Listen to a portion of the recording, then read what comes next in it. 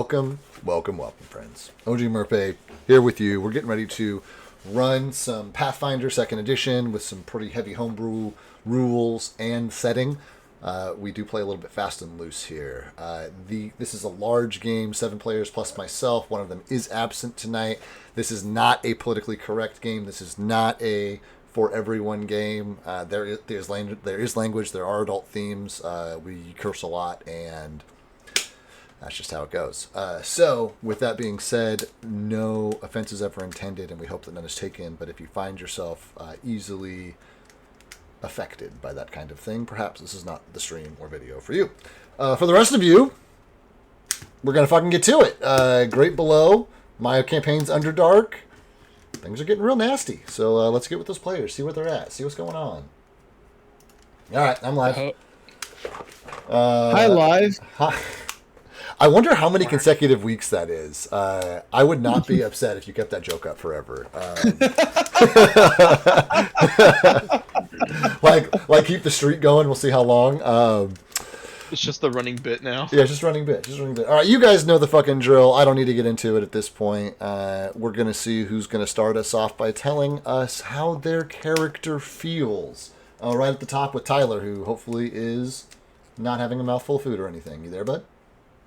Yeah. How's the test feeling? What's up? What's up, man? A little confused, kind of in a daze. Like his head's been, just running circles. He can't really, put together the pieces of the situation very well. I honestly don't really remember where we left off. Cool. Sorry about that. No, that's all good. That's just the way it goes. Pick a victim.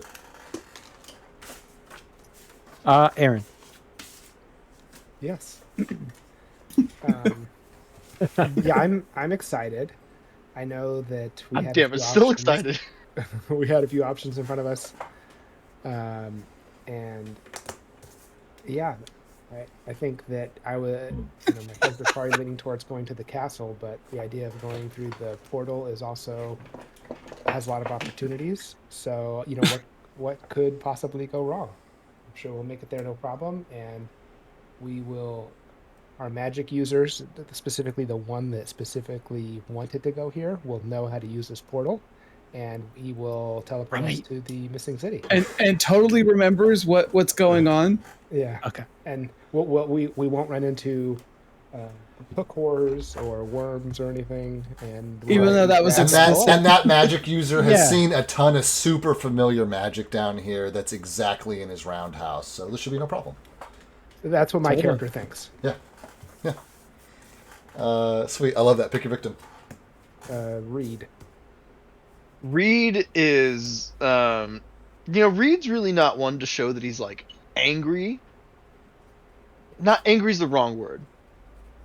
He feels like he definitely backed the wrong horse here. Like,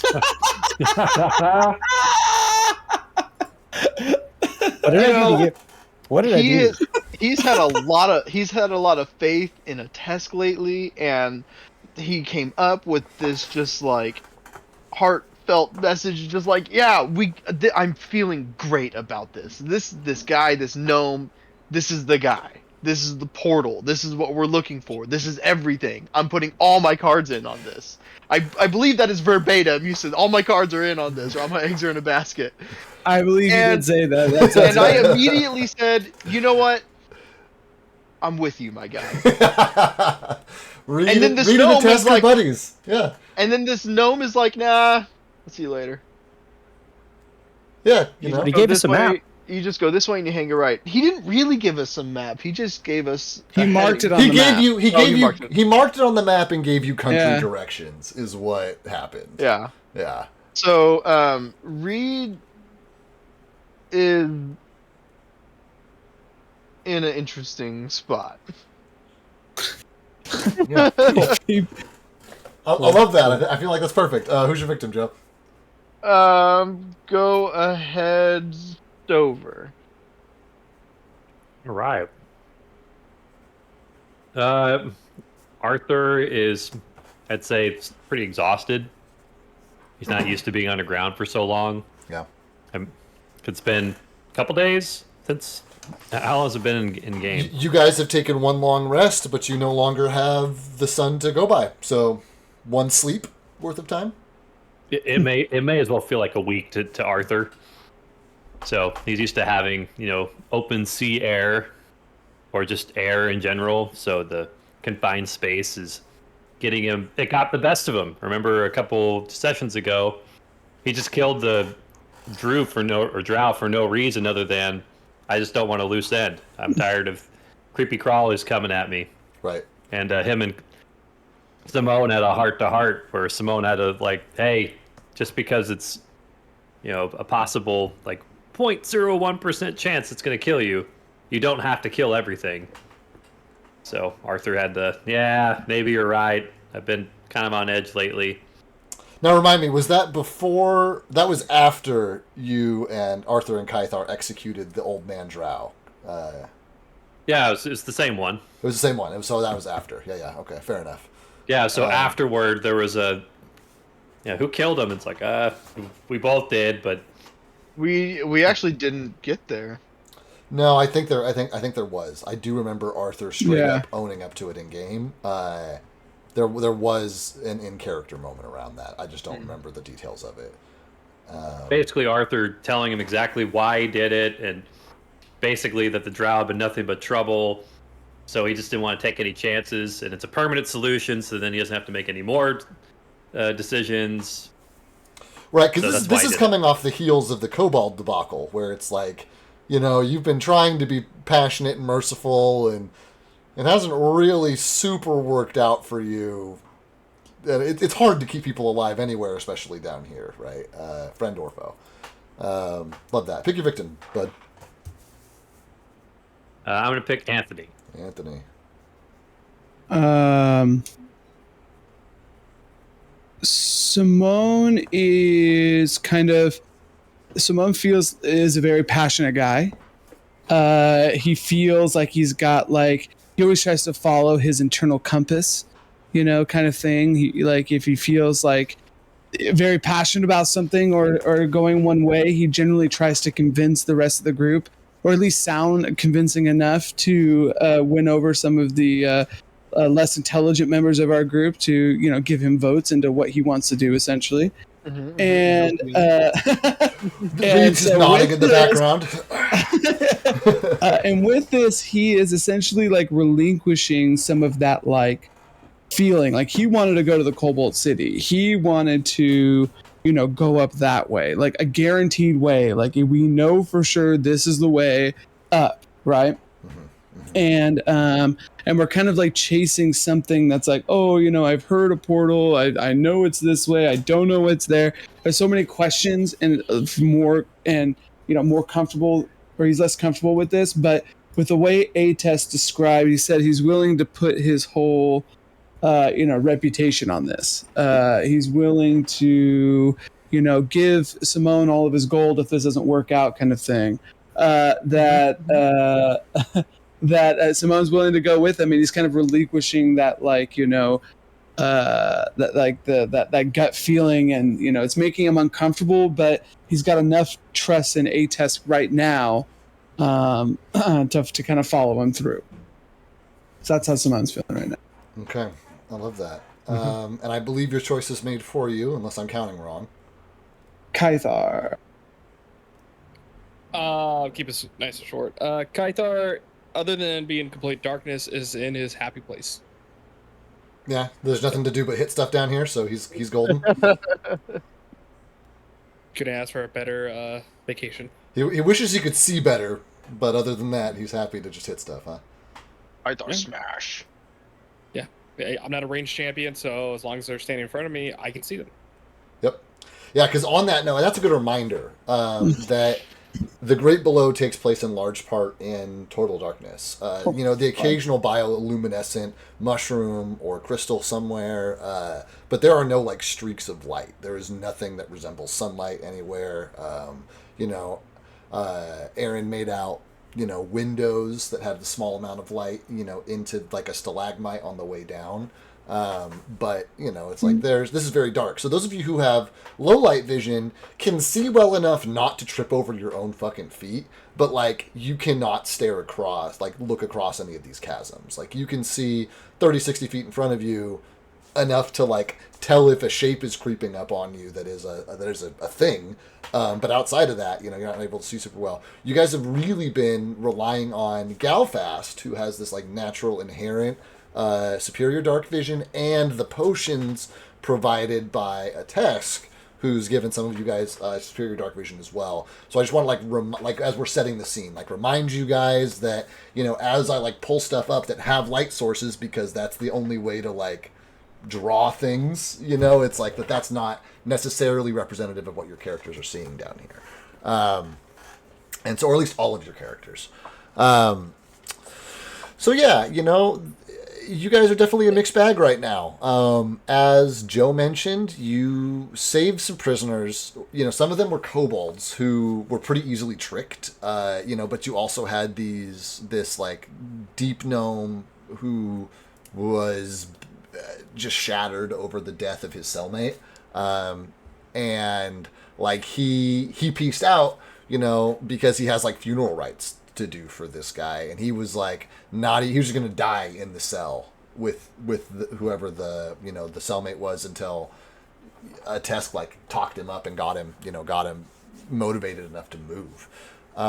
So he like collects these pickaxes for him, and slides one in his belt and slides one in this dead gnome's belt. Walks out, kind of points you guys in direction. Like I said, circles the area on your map, which was this like icon down here, and gives you guys what I would describe as country directions, how to get there. Okay, you're going to go down here until you get to the edge of the water. Don't get too close; the tentacles will drag you in, and there's fish people. You're going to turn right. You're going to walk along the water. Keep the water on your left, but don't walk along the water. To here, it's like there. We've had some drow that we fought in these areas. There's these crazy flying bugs. There's these worms. There's these fucking hook monsters. So you guys have an understanding. You guys have an beehive. You guys have an understanding that this is going to be about as perilous as everything else has been down here. You're leaving the safety of this cave system behind you, and that's all relative safety, because there's a giant fucking worm that lives in there, and are back out in the quote unquote open air of the Great Below, which is this huge cavern system of like intersecting kind of like tubular channels. You guys right now are in this like this whole thing here is kind of this, I've loaded pictures of it before, this like kind of like ridges of stone that just drop off into nothing, that you guys have had to kind of like pick your way across, and you're going to have to start this leg doing that same process. There's not a ton of cover here, but this gnome has started the process of like wandering north by this map's orientation, but you guys have no reason to believe that is north or not. And you guys are going to head, quote unquote, south, the opposite direction. It is, you guys are all refreshed. You did finally get a good night's sleep, which has been your primary goal since you've gotten to the Great Below, and are now for the first time able to like kind of lift your eyes up from that and be like, okay, now what?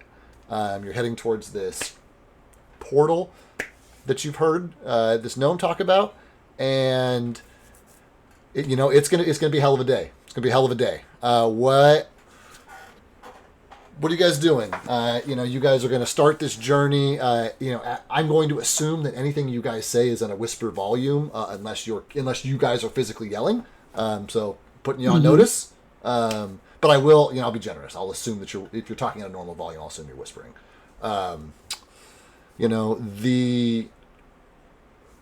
You've woken up, you feel refreshed, but you have no idea what time it is overhead. At this point, the chill from the Great Below, like you guys have not really been able to shake it. It was slightly warmer inside the rock systems, but now that you're back out here, that has begun to kind of like seep through as you make your way through this space. That every once in a while has the occasional, echo or, crumble or, scraping noise in the distance. But otherwise is deadly silent and deadly dark. You guys have a journey ahead of you. What would you like to do?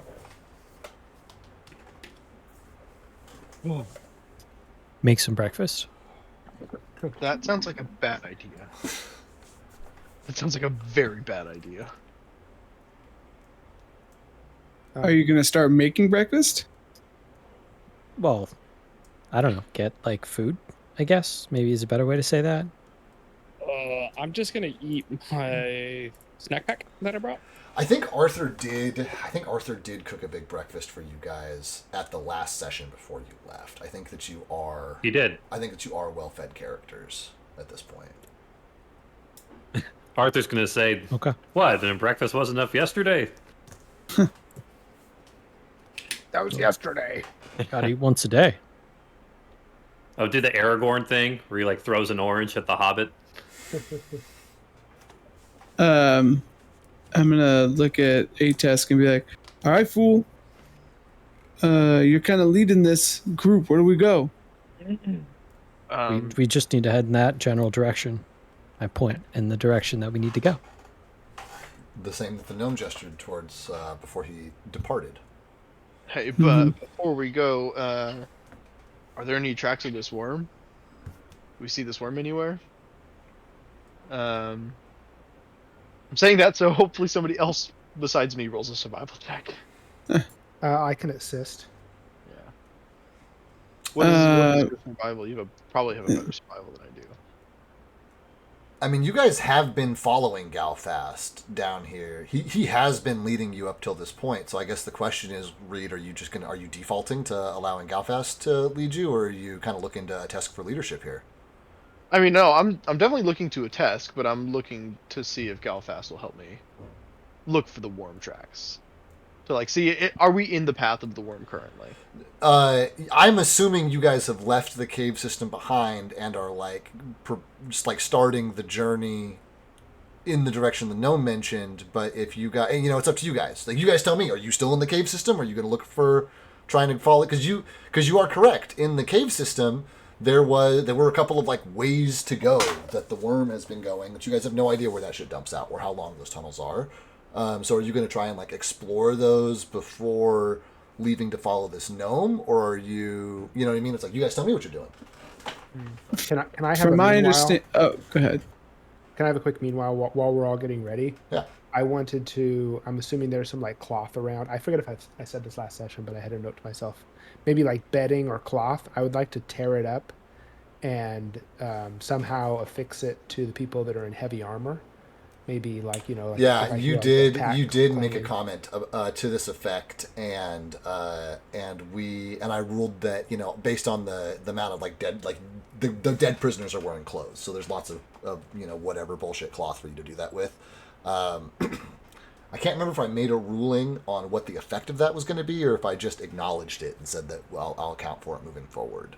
From what I remember, you just acknowledged it and said you would account it. You never actually made a ruling. Yeah, solid. Okay, got it. So I did that. Okay, so we're outside now. It's super dark. I mean, defending. You guys tell me. Reed, you were looking for the worm, and I can assist you. Where? I'm just rolling a survival check. So are you asking if it leaves the cave? If it's outside or if it's staying in the cave? Yeah. Okay, so we're at the mouth of the cave, looking at the ground. Does it look like it comes and goes? And I can assist Reed. Okay, sounds good. This thing leaves a huge, disastrous fucking torn. It tears stone up like cotton candy as it passes through.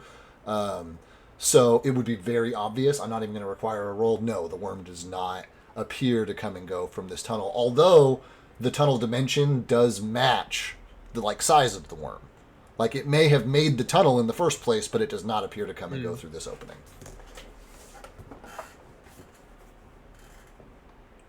Okay, so we're clear from the worm, I guess. What? Well, this one at least. Yeah. Okay, so I'm gonna put my map out on the ground so everybody can see it, and I'm gonna point.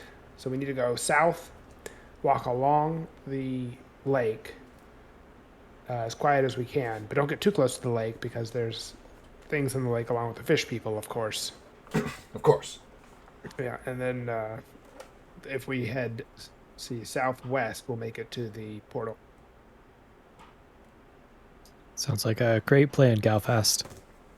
Let's get going. I'm gonna be like, hey, fool, before we go, should you, like, make sure that this puto, and I'm gonna point at Reed, is quiet? They stuffed like cotton in my chainmail. Did that happened already? Right? So I don't know if you collected the cloth or you actually, like, No, yeah, that's done. It's done. Reed's got like dirty, bloody bits of cloth like tucked under his armpits and like in his elbows and like behind his fucking knees and stuff. Gotcha. Yeah. Then I'm gonna be like, all right, fool. We should try to do it as quiet as possible. All right. I mean, we can all roll into stealth. Wait, so who has that feat? I have feet. I can We're roll ready to. stealth. Well, let's. We should do the group stealth. Yeah. After And a we reminder, roll. we can use a hero point for advantage on that. Yeah, so we roll using the lowest modifier. Okay. So instead of 10 chances to fail, we only have one. Right, and it is Arthur's modifier, I believe, is the lowest stealth. Yeah, Cool. that's true. So, roll it. If you guys are prepared to leave. And I will simultaneously take a survival check from Galfast, who is leading the party.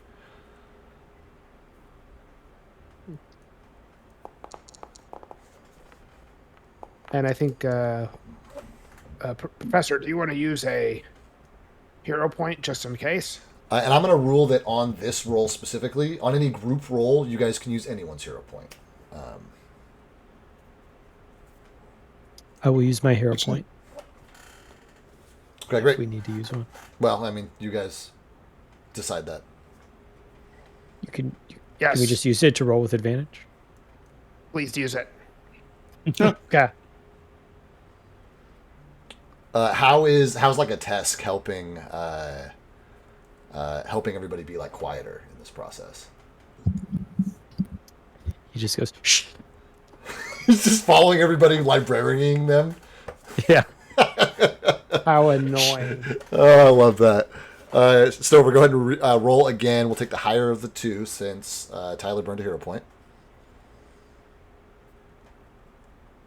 You got it. That is your stealth.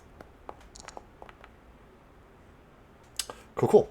So I am going to make a couple of, there's a modifier, an invisible modifier on this because of your, the loudest members of your party not dragging you down quite so much due to their, your like crafty, creative way of taking care of that. I need to make a quick roll. Give me just a moment. Let's see here.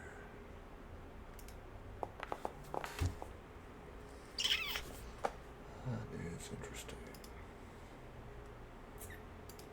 Okay, wonderful. You guys head off in the general direction of this lake with, water, dark water, as smooth as glass, running along this like big flat lake that as you draw nearer to it, you can see has a couple of like islands in the center of it. There are rock outcroppings, and you are like heading, like it is set. You guys are in this kind of valley with this like rocky terrain. Imagine like one of these ridges having like a big wedge cut out of it, from like, one end to one end. and it just kind of slopes down into like another one of these layers, but this one is the one that has the water on it. As you guys get close enough to like have a line of sight, like I said, those of you which is regular dark vision or like still like can't even see the fucking lake. Like you don't even know. You know that there's not a wall of rock in front of you, but you like can't fucking see that far. Those of you who have the greater dark vision can like see this as you get closer. And then I'm gonna say Galfast with your survival roll as you are making your way past one of these like marks, the crossed swords marks, the battle locations. You are able to like once you guys get to that point, there are kind of like limited pathways through, right? And you can tell that like you're at the point where one of these battle sites have taken. Is there anything in particular that you want to do as you lead your party through one of these icons on the map?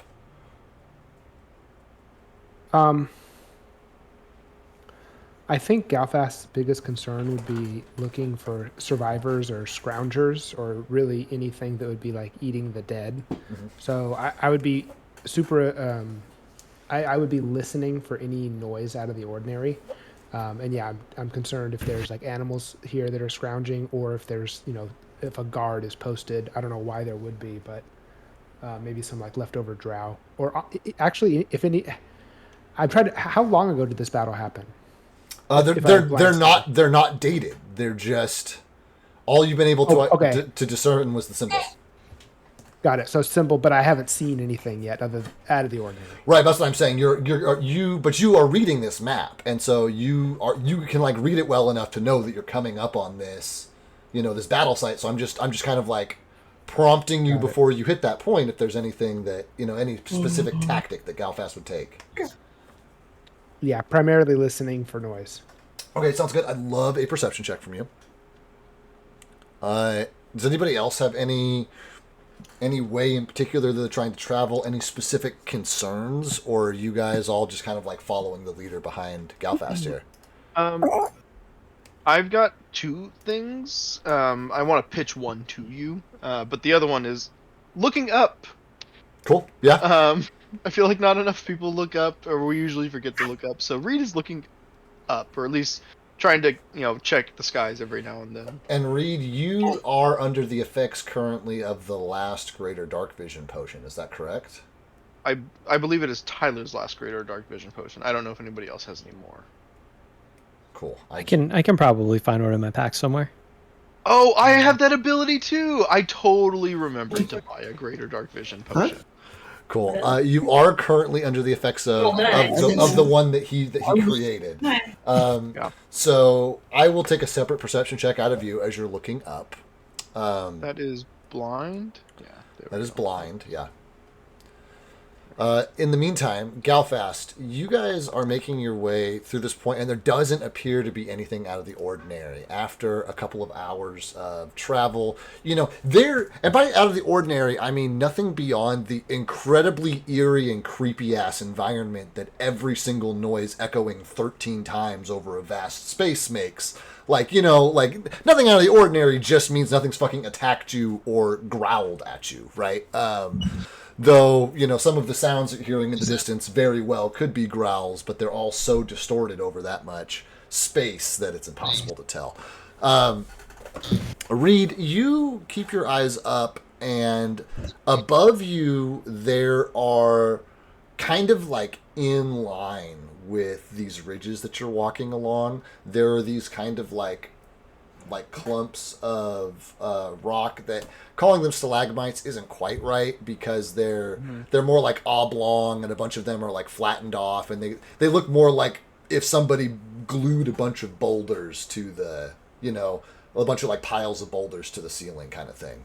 But you're keeping your eyes up, and you see some of this stuff with your greater dark vision. You are definitely able to make out that in a few of these there are like abscesses or like recesses or almost like a woodpecker hole that you will occasionally see in some of these, though you don't see anything coming or going from them.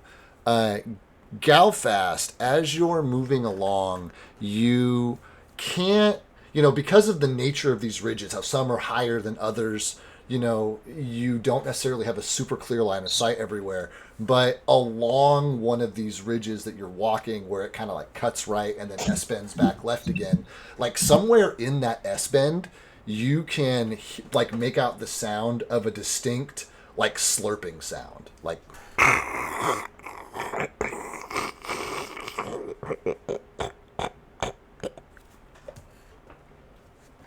Yeah, I don't like that. Oh, now Galfast doesn't like it. Why would I ever like it? You were thrilled to be down here before. Reed, you don't even know what you're talking about. He hasn't even said anything to you guys yet. I guess so, yeah. All you know about are the holes in the ceiling.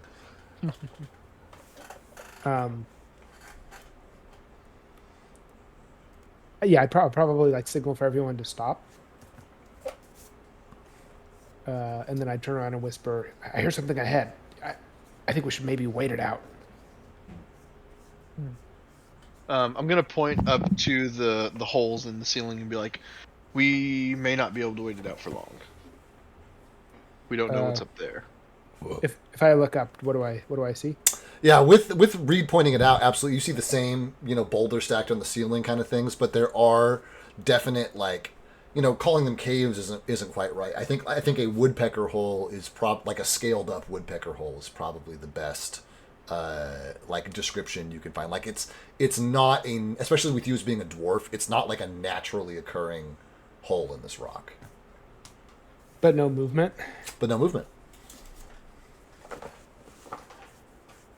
I think we're here. We'll be fine here for a few minutes, as long as we're quiet. Fucking everything's trying to kill us, fool.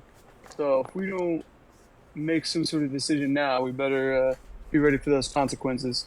Puto. Yeah, what I'm saying is I think we should wait. Something's eating up ahead. Once it's done and leaves, I think we should move. I think we should wait it out. That's what I'm trying to say. Is anybody playing? Oh no, Rowan. I'm thinking the other fucking campaign. My bad. Never mind. I've done that before. Yeah. As you guys are kind of like sitting there, there is you hear the slurping stop, and you see even those of you who don't have greater dark vision, you're able to see just like a dark kind of like splotch like move through the space from bottom to top. Those of you who have greater dark vision are able to make out wings.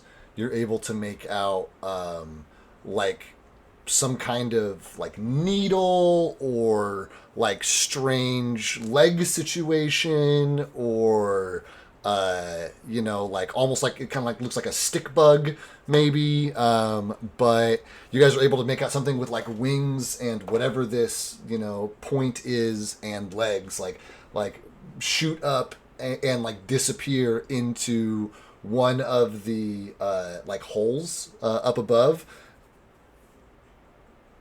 And then there's, and then there's silence. Okay, we're good. Let's go. Is that what was fucking eating whatever was up above us? In front of us? Yeah. Looks like it. Maybe we don't want to be eaten by that. I'm gonna say. Well, it doesn't sound like it eats. It sounds like it slurps. Okay, so let's not get slurped.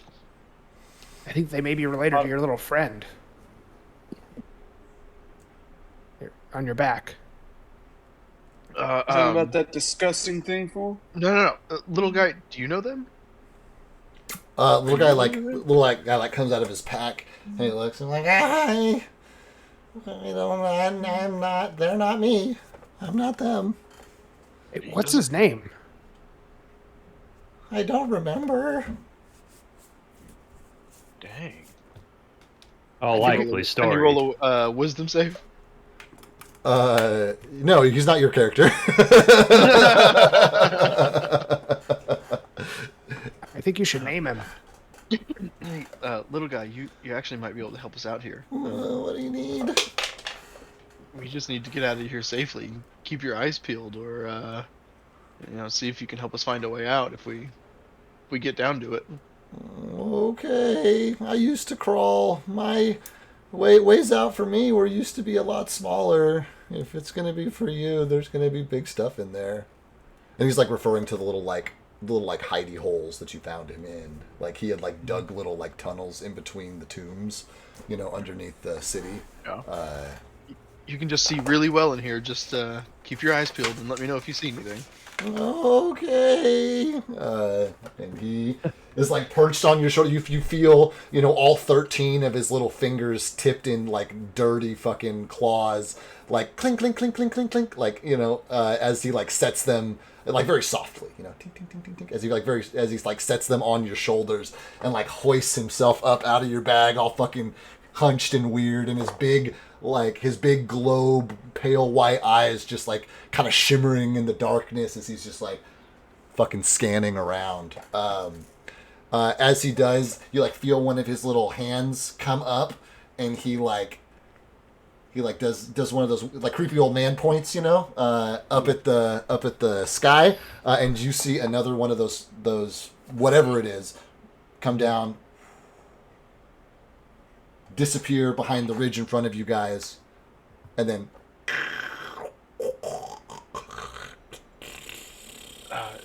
It's feeding again. Little guy saw it. You're welcome. Thank you so much.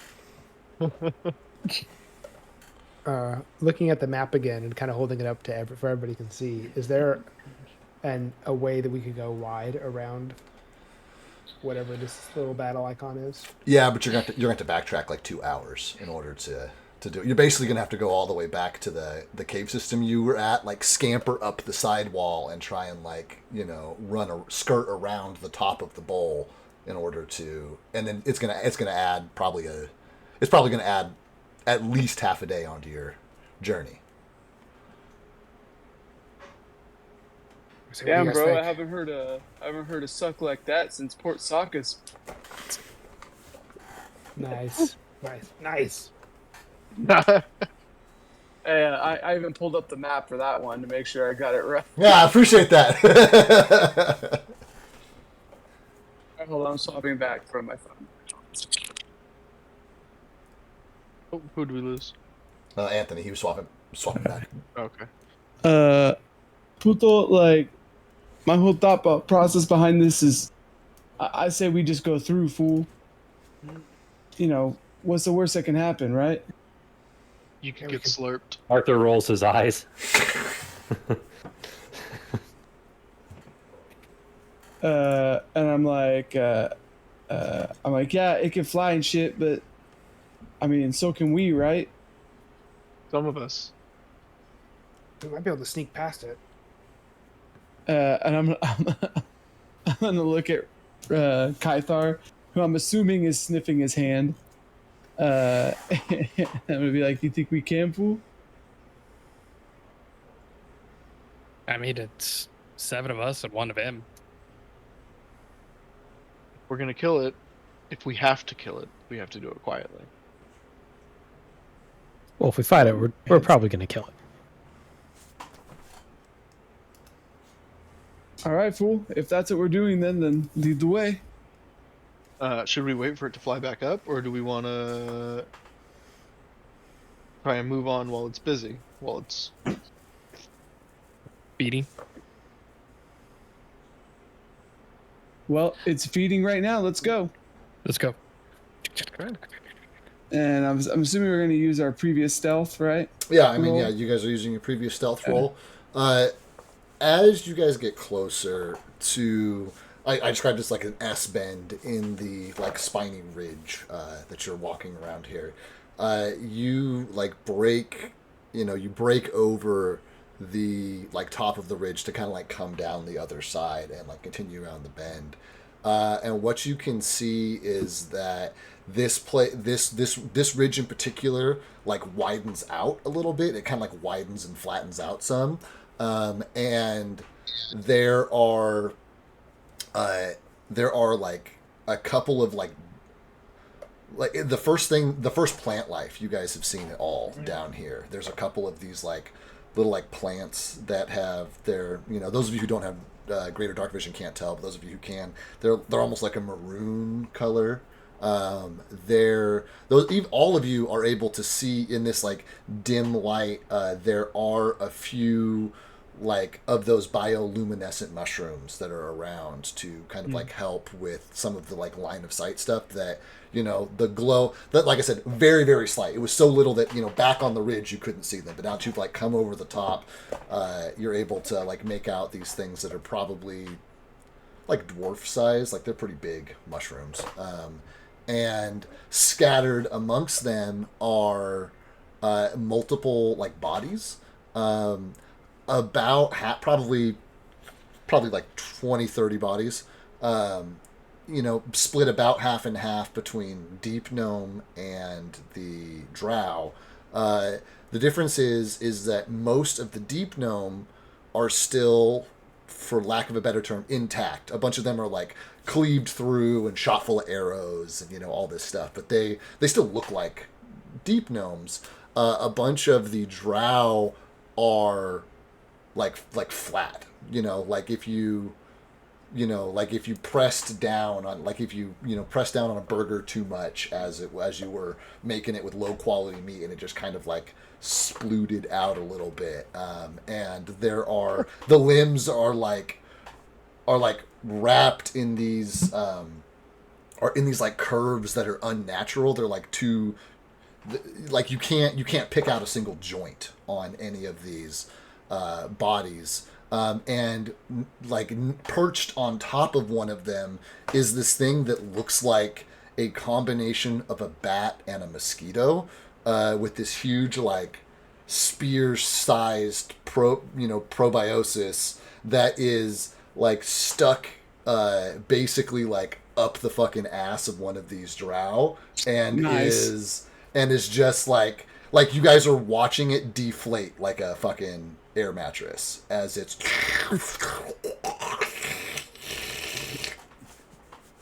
Is this thing like human sized, or is it a little bit like medium sized? they are it's it's hard to tell. I guess you have greater vision. They are definitely bigger than your smaller, like they're definitely bigger than Galfast. They might be your size. And how far away are we from it right now?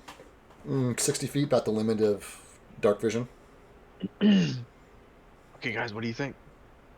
I think, bro, you normally have to pay extra to get your ass sucked like that. Simone wants to take one of these as a pet.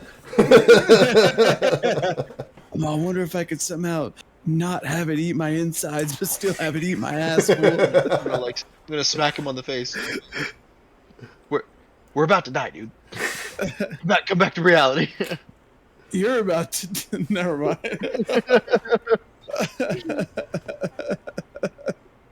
I'm like, all right, you're right, fool. I gotta get my dick out of my hand. He's gonna be like, let's go, fool. We'll go past it. Following you, putos. Okay, we're moving. Yeah, maybe it'll like the meal more than it likes us. It still has an easy meal. What's the closest body to us that's like hasn't been, got the there's a Deep Gnome body probably about half the distance, probably about 30 feet away from you guys. And is the creature facing away from us? It is, I mean, partially. It's away from you now, but it's going to be pointed right at you once you're past it. You know what I mean? What if we set up an ambush at one of the next bodies? Well, Are we sneaking past it, or are we killing it? Well, my thought process, puto, is that we throw one of the bodies in the opposite direction that we're going, fool, so get it to point the other way. Me and Kythar can definitely throw a body. Can anyone look at it? Can anybody poison the body, fool? Ooh, Rowan? That's what I'm looking at right now. Nice. Well, I can't. I can't. Makes a task. Yeah, no problem. Okay, I got a question for you, Yep. David. Yep. So Rowan has a spell called Fungal Infestation. Yep.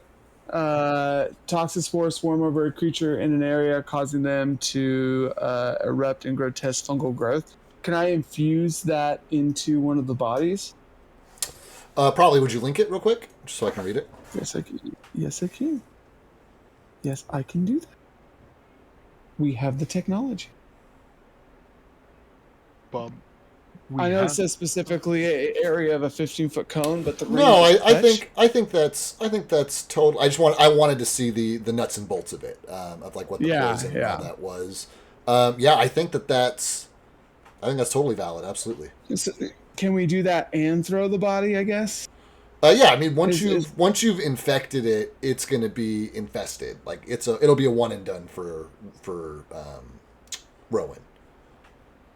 Okay. Yeah. Yeah. So then Rowan comes up and goes, "Hey guys, so I feel a lot better after seeing those mushrooms, because it's like the first time I've seen plant life, well, in a few days, and I think that I have this ability to create these mushrooms that we can, infect one of the bodies with, and if you, being such a strong guy," and he's going to point at Kythar, can throw one of the bodies and get that guy to get that bug to, suck it out. Maybe it can get poisoned and we can get away from it. Okay. Let me see my feet. Or is anybody good at throwing? It doesn't need to be thrown far. It just needs to be thrown silently. If that makes sense. We'll Does have that make sense to you guys? throw. If we throw it though, won't that attract more attention? I think it'll attract more attention to the body, right? We True. we can't. You have a fly spell, but we can't like make it levitate, can we? Fly is usually And- willing participants. And does a dead body have the ability to reason? Right. I'd argue not. What about and Simone's gonna be like, "Hey fool, can't you like make like a hand that can like pick up shit?" And I'm gonna look at Atesk. Isn't there like a fucking you use your magic and there's like a hand and it like picks Yeah. up bodies? Yeah. That's So instead of throwing it, can you use your hand to?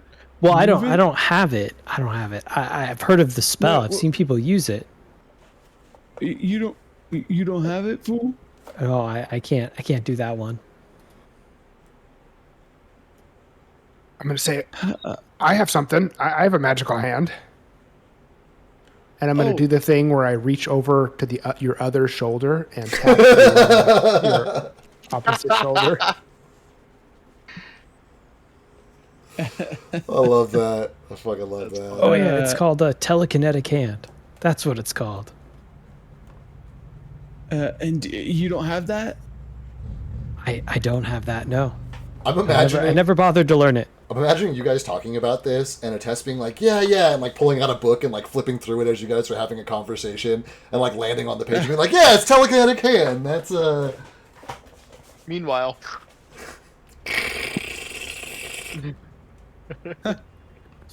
Have needle darts though. Then it sounds like we're back to. Does that help us move Okay, fool. I need to stop. you're losing yourself down here, man. I know. Maybe we can. Kythar, how stealthy are you, fool? I'm Give us expertly. a number. No, I'm trained. No, wait. No, I'm expert. Guidance. I've lost all confidence in your ability to. Guidance. Maybe you can sneak the body over there, fool, to be like the next meal. Sure. Okay, so then Rowan is going to. Oh, okay. Rowan said, "I'll go with you, Kythar. So then I'll poison it after you grab it, and then you can go set it down next to it." Wait, I thought throwing it. Who said put it next to it? Well, because if you throw it, maybe. I'm just trying to minimize risk here, man. Okay. And. Huh? Looks like I'm maximizing the risk to myself compared to minimizing the risk to the rest of you. It's a trolley Yeah, problem.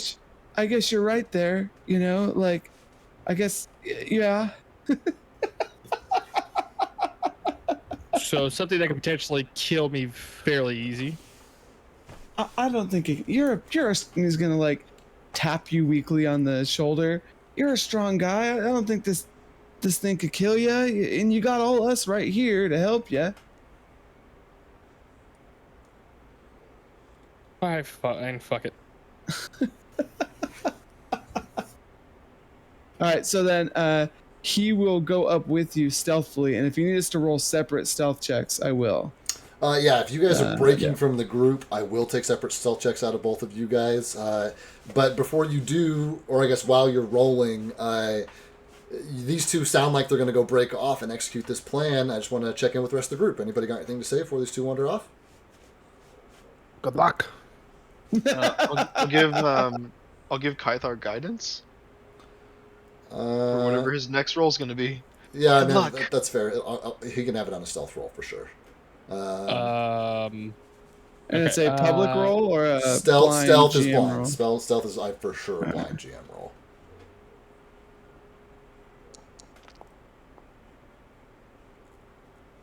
Great. Great. Then it comes down to one of my rolls.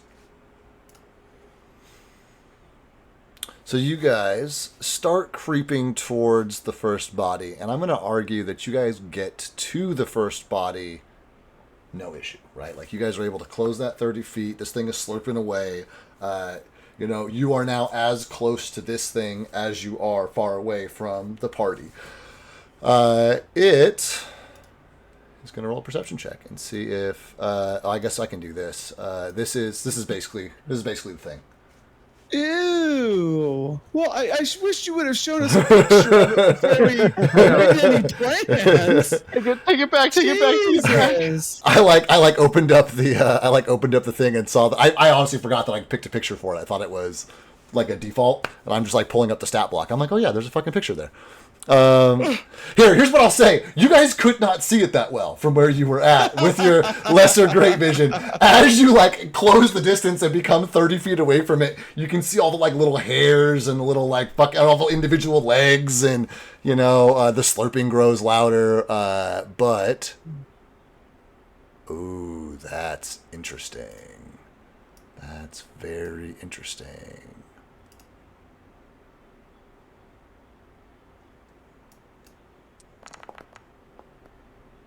Okay.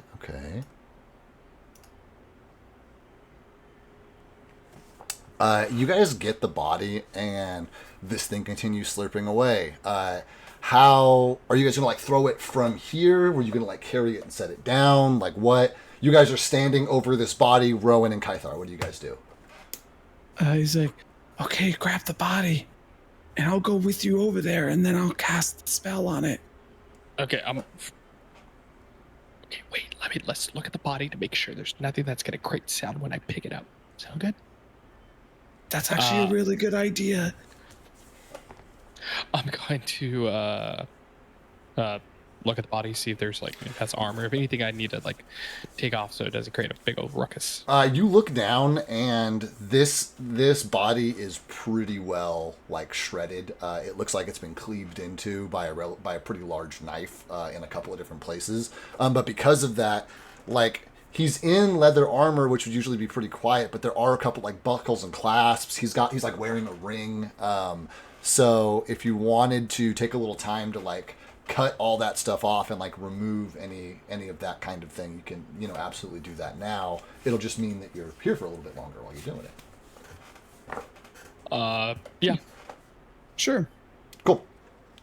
So he starts Kythar starts carving off, these cutting through these bits of leather and stuff. And there's a couple of times where as it's the creature stops slurping, and you see the wings kind of twitch a little bit, but in a couple of moments of silence, it goes back, and this happens probably 2 or 3 times as you guys are getting this body ready to move, where it's very much tiptoeing past a sleeping parent, level of oh shit, happens 3 times. But you are able to within relative, as much as you could expect to, noise proof this body. What are you guys doing with it now? Okay, just to reiterate, you want me to put it close to it or throw it at it? We should set it in an area where it's its next meal, and so then it faces away from where we need to go, right? So then that way we can just sneak past without it looking at us. Because as of right now, if we try to leave, it's going to be looking right at us as we try to leave, right? Okay, but how do we get its attention to know where it's at? I was thinking from a distance, but if you want to throw it, we can do that too. Is there a rock that we can hide that I can throw it over the rock? Yeah, there's actually quite a bit of terrain here. Let me see here. You guys have one of those drop-offs on your left. It widened out because you guys have been walking along these roads that are 5-10 feet wide. So here it widens out to that much here, and then there's the rock goes kind of up on your right, and there is definitely some boulders and some terrain. So I'd say the 2 obvious choices to you would be scamper kind of up and over one of these rock faces that's probably 10 or 20 feet tall, or to kind of hunker down behind one of these boulders that's probably only 4 or 5 feet around. Okay, so all right, let's drag it. I'll carry it to the boulder behind there. Okay, and I'm gonna try to throw it as far as I can over the boulder, so when it falls, it doesn't have a direct line inside of us. That's a good idea. Just, I need to cast the spell on the body before we do that. Okay. Okay. Do you want to do that now, or wait? Let's get by the rock. Let's get behind the rock first. Yeah, we're gonna get behind the rock first. Cool. You guys you guys creep up, get behind that rock. You're within 20 feet of this thing at this point, and are stepping over, 1 or 2 of these flattened drow bodies in the process.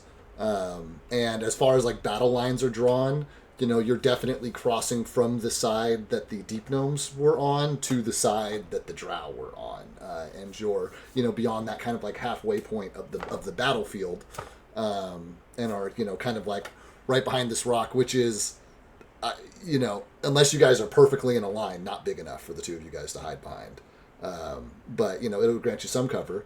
4 or 5 foot rock, you guys are 2 full grown dudes. Well, so, we're gonna crouch under it. Yeah. No, Or crouch. Yeah. And so you guys are. Kythar's got this body. Rowan is standing next to him. This thing is kind of slurping away.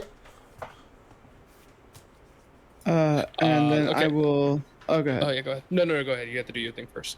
Yeah, I'll cast the spell onto the body. Okay, great. You cast this spell on this body,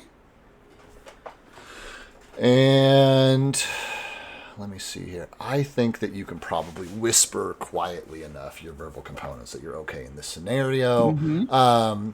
So Rowan rather digs his fingers into this thing and it starts growing fungus.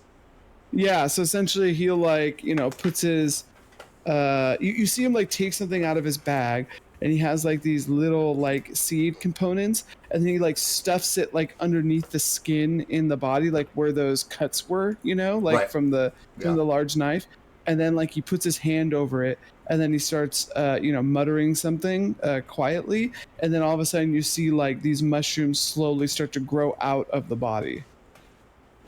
And as the first and second mushrooms, grow out of the body, they continue to grow. The umbrellas that make up their heads, are lifting, and you can see like the fans beginning to like appear underneath, and they continue to swell, and they continue to swell. And okay, I'm gonna. Oh, no, go ahead. I'm gonna go ahead and throw the body. All right, looking where we need to go, looking where the creature is. I'm gonna throw it in the complete opposite area. Yeah. So basically, if you imagine like a T intersection where you guys are trying to go through the straight end of the T, you can throw it so that it's pointing down the right end of the T. So you throw it over here. So he's going to turn around. So his butt is going to be, you guys are going to walk basically behind his butt and past him to keep going along the ridge. Yes. Gotcha. Okay. That's the idea. Cool. Yeah, I got you. I know. I heard what you meant. And I got you. So go ahead and make me your athletics check. You still throwing this. It's. I know it's not. Shouldn't be super difficult, but you still got to make the distance here. Yep. He's going the distance. Do I still have guidance from? No, guidance affects your next roll. So you got yours. You got it on your stealth, but then it only has a 1 round timer on it. Okay. Yeah, sweet. Absolutely zero issue as you like fucking shot put this deep gnome like up over that like 20-foot embankment, and you see it like sail, and you hear it like thump, land in the other direction. It definitely gets the creature's attention. It stops. You hear this like squelching sound as it removes its nose from this creature, and it like shoots up into the air, like it's been startled. How are you guys reacting? By pressing our Rowan's gonna be pressing his body against the boulder to try to get as much cover as possible. Okay. You guys, press your bodies up against this boulder. The rest of the party can make out all these shapes, can see all this stuff happen. Like, you can follow your party members going down there. Like, you see a little, like, flash of magic as the, as the spell goes off. And you guys can see this thing, like, shoot up. Anything you guys are doing back there? 60 feet away? Someone's gonna yell, "Watch out!" No, I'm just kidding.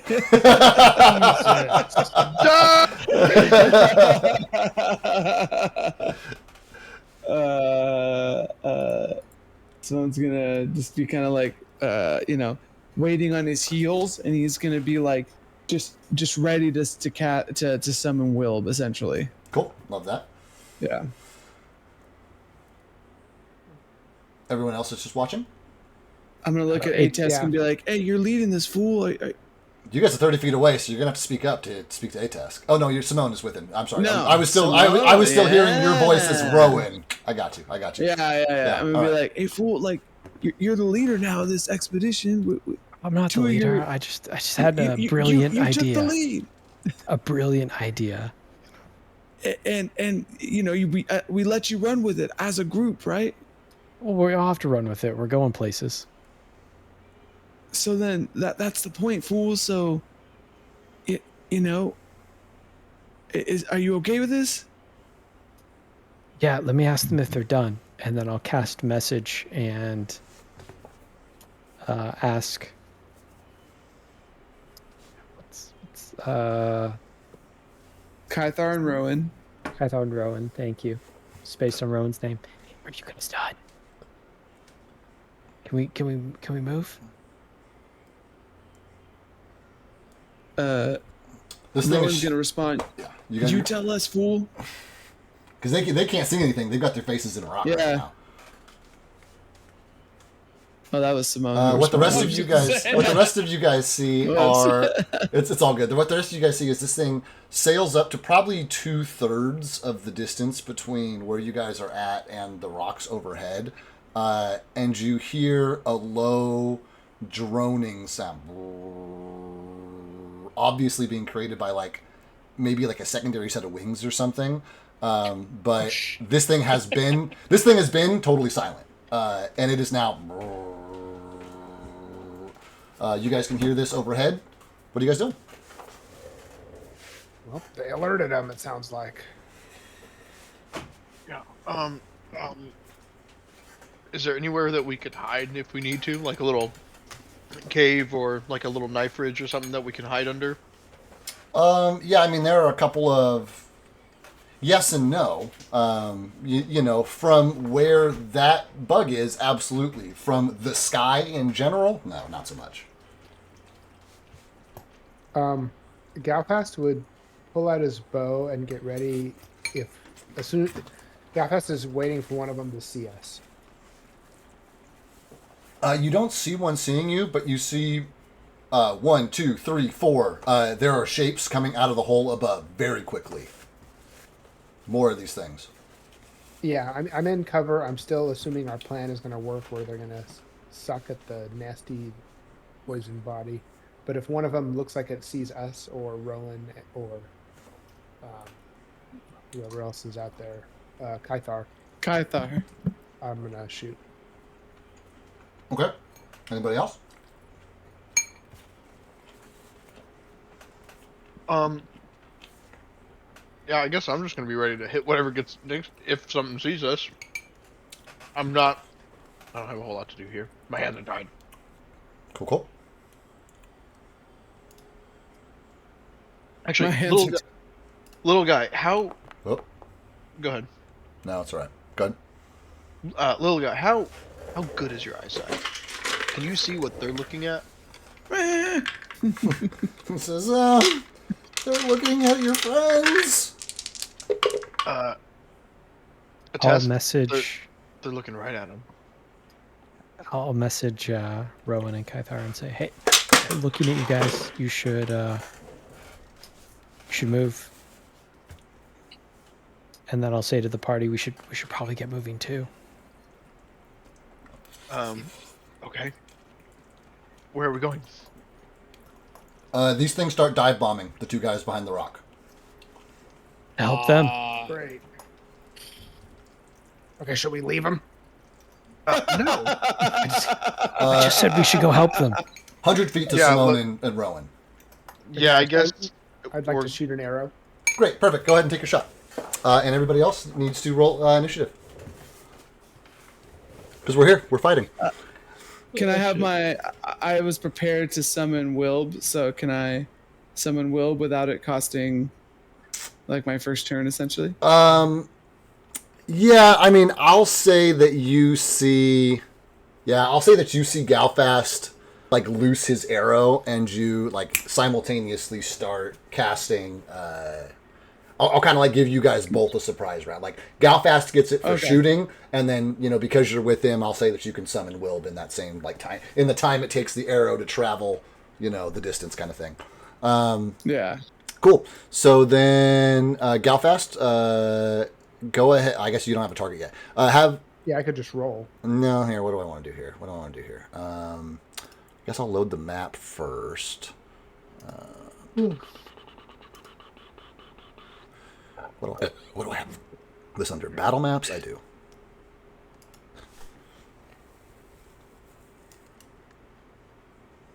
Okay. So you guys are approaching from this side. That like embankment that I was describing that you guys could climb was this. And you were creeping past the thing, which is... It's Can't all see the black map. for me. Yeah. Box Gotcha. Perfect. Then I'm actually going to set it up real quick before you guys get it, so that we don't have to worry about all this stuff. We're good there. We're going to move our other actors.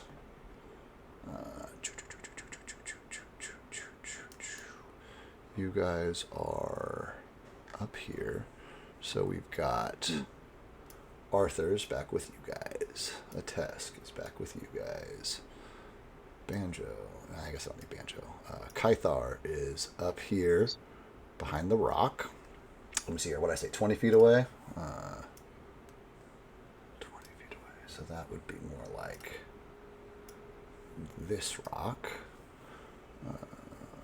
Simone is back here. Reed is back here. Rowan is tucked up here with Simone. Galfast is back here. 1, 2, 3, 4, 5, 6, 7. That's all my players. Can you guys see now? Yes. Not you have dudes. Okay, perfect. Here's your bad guy. Here's that ridge that I was talking about. You could scamper up. You guys. There's obviously lots of boulders around. You're tucked behind one that is, the appropriate size. The rest of you guys I put back here. In reality, you're probably off the map, more like here-ish. I guess we can use off the map space. That's fine. Then, does that remove you guys? Can you not see the other stuff if you're? Oh, I see. You can't see the other stuff. So we're just going to start you back here. No, when I moved you guys off the map, I lost track of these tiles that were on it. Oh, okay. So I don't know if you can see it. So I'm just going to put you guys back there. That's about right anyway. Okay, cool. So, Galfast, you should be able to target, attack, do all your stuff. Wilb is going to be at your disposal. Do your attack, Galfast.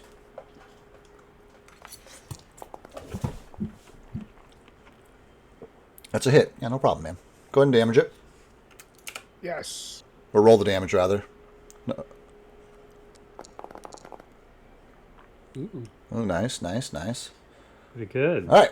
So you land an arrow in it. Wilb becomes live. There are others of these guys that are...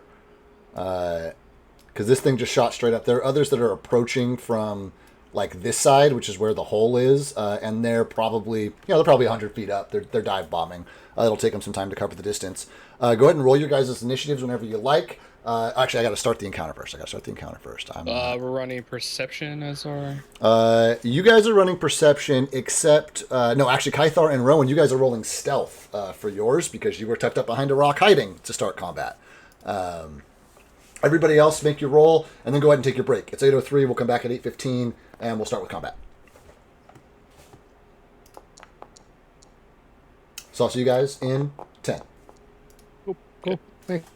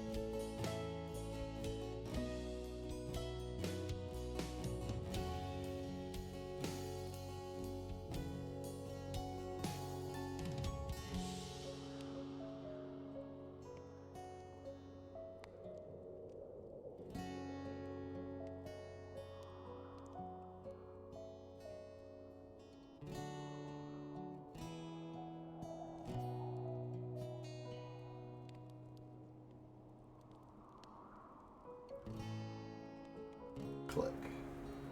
Oh shit. Where did it go? Click. That's me. All right, here we are. Great, we're live.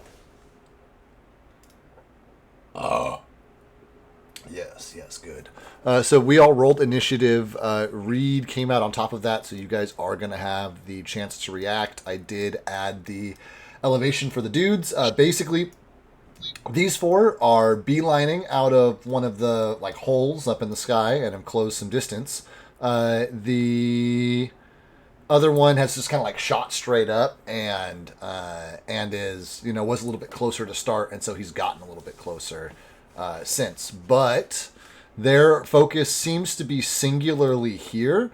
Galfast did manage to like strike the one that was closest, and so like its attention is definitely on you guys. But in this moment, the other ones are like forming a beeline towards Kythar and Rowan. What you guys can take your turns together. You can combine as much bullshit as you want. Take it away, guys. It's your combat. How tall is this little bridge right here? 20 feet. Okay. I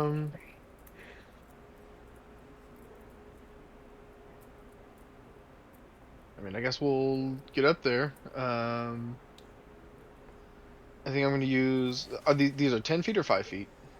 They're 10 or 5, just like regular battle maps. Ooh, I can't. Hang on, I can't select my character for some reason. Is it because I have you guys right on the edge of the map?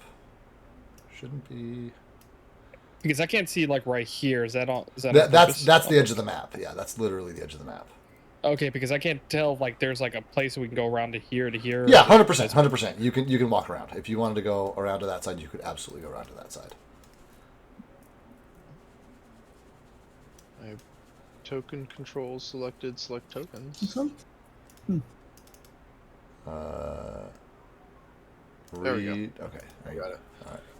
They're 5 feet, so 10. My movement is 25. I'm working my way over to So Rowan. there's one move. Looks like it'll take you 2 to get to Rowan. It's 30 feet. It's 30 feet. Okay. 30. And then that gets me to Rowan. Well, that gets you on And top. I'm- You and Kythar can't share I'm sorry. space. Yeah. And then I'm going to. Which one is it? Devoted Guardian? Okay. Yeah. I'm going to use Devoted Guardian. Cool. Love that. So, anybody within me gets a +2 circumstance bonus of their AC. So Anybody within so you? Kythar and Rowan. Within 30 feet of me. No, they have to be within inside of me. I thought I knew. Phrasing. Mm-hmm. Would you link it in chat, please? And then great, thank you. Who else has got stuff to do? Those of us that got surprise rounds, we skipped this, right? No, your surprise round was shooting the. Oh, it is guy. a chosen ward. I'm sorry. You know what I mean? So Okay, so I get my regular turn. It's regular turn. Yeah. Okay, you don't have to put him out, but Banjo will be right next to me, and I'd like to take a few more shots. Cool. Go for it. Yeah, because Oh, and I'd like. because it's combat, Banjo probably should be out next to you. Yeah. I would like to hunt my prey, Cool. which gives me some bonuses when I attack. Cool.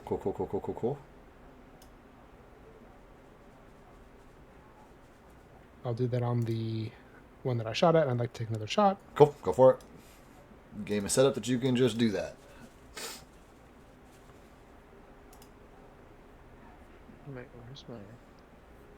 Why is it not in here? So you can track it. Yeah. And I also ignore penalty for making. Well, I guess range doesn't matter right now. Okay, I'm gonna take my shot. Cool. Nice. Crit. I'm gonna. I'm gonna do one more.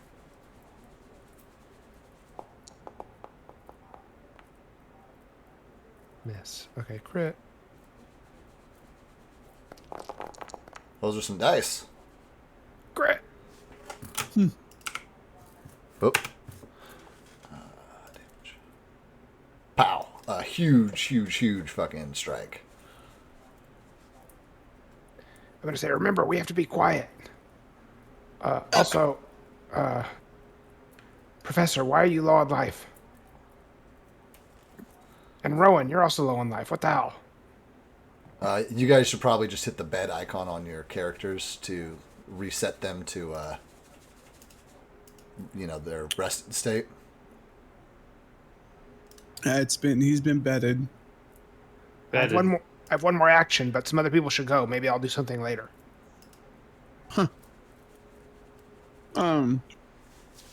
Rowan, seeing that like Wilb has been summoned and the rest of the party is like engaging, is going to, and seeing Reed also there, is going to start moving backwards. And he will take 45 feet of movement. I think it's, and just to be clear, Rowan has +2 to his AC while he's standing next to Reed. Would he still? Reed's literally like got his shield over him. Would Rowan still? Oh, gotcha. Disengage. Rowan probably wouldn't disengage them, and he would. There's a spell. Where's the damn spells? There it is.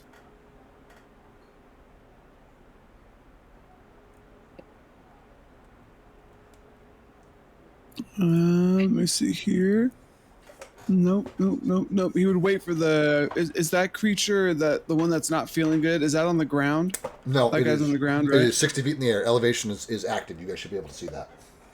Let me see. It's very small, but I can see it. Okay. It's like tiny above the guy. Yeah, I know. Yeah. I'll have to come back to him. So then I'll do Wilb. Wilb is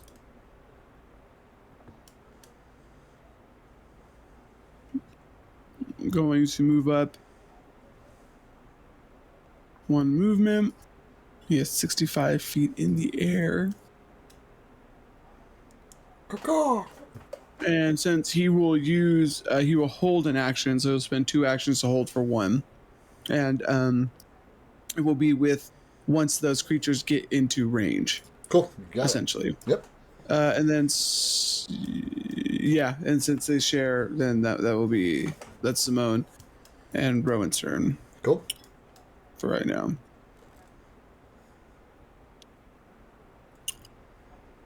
Kythar, what are you doing? Well, Kythar sees has no range. Kythar's going to walk up to this guy. Uses double attack. Okay, he is 60 feet in the air, Kythar. There is no one on the ground. Oh, sorry, it's really small. I can barely see it. Yeah. Okay. Is there a boulder next to me? Yeah, of course. I'm going to throw the boulder at him. Cool. Improvised. No, you have throw anything? Oversized throw. What is? Just put it in chat, so I know what's on. I know what button you need to hit. I forgot how to put shit in chat. It should be clicking the picture. Click and drag. You just drag it in the chat messages, the little box there. Trying. Look, seriously. Okay, so while he's doing that, feat, right? Yeah. While he's doing that. Sorry, go ahead. Oh no, can I just get, because I have one more action and this is a hunted prey, I'd like to use Monster Hunter, which allows me to roll a recall knowledge, and if I succeed, everyone gets you and allies get a +1 circumstance to their next attack roll. Cool. Yeah, I love that. So it's just a knowledge? I guess so, yeah. It doesn't, give me a second. Yeah, put it in chat and let me give me a second to figure out a DC for that. What was that? Yeah, I have it right here. Is he asleep? All right. No, I made that for you. That's probably I don't know. It's probably a DC. Survival, Underworld, maybe. Yeah, that's probably I'd take an Underworld 20. Okay. Well, I guess that should have been public. Oh well, doesn't matter. It's all right. You cleared it. So here's what I will say about that. Actually, you cleared it by 10. So I'm going to give you a little bit of extra here. These things eat bones and bone marrow. That's what it was doing when you found it. They, like the harpies, have a pretty nasty side effect as a result of them getting their little stinger in you. And there are often a fuck ton of these guys. Excellent. Fantastic. Yeah. And everyone gets a +1 circumstance to their next attack roll, so you can go now. So Which is on you guys to add. When you're doing your roll, you can add a little +1 in there. So just do that the first time you attack on your turns. I'm gonna say a task. Can you check your bag? Do you have any DEET? I think I remember you buying some at the last port. Do you have a Sentinella candle?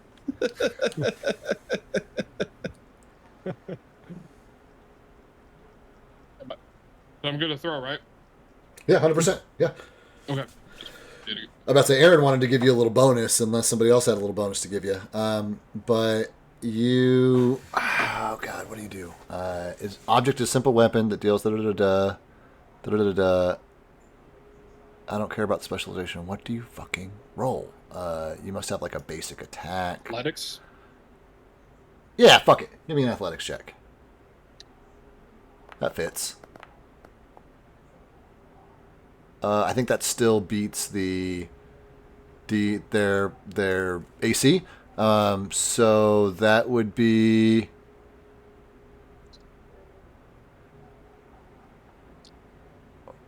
what's your simple weapon specialization? Expert. Expert. Okay. I have martial weapons, unarmed attacks. I'm expert as well. Cool. I think you're in the 2d10 category for damage. So go ahead and roll that bitch.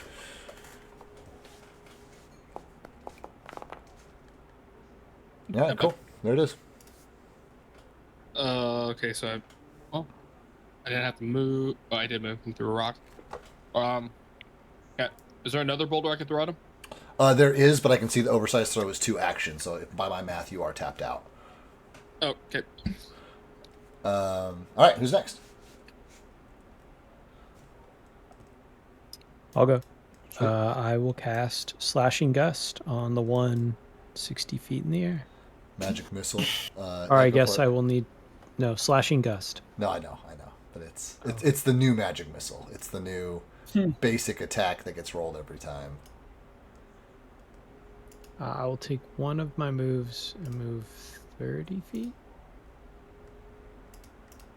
How come I don't see the numbers? Couldn't tell you. Oh, I'm just super far zoomed out. I see. It's a big map.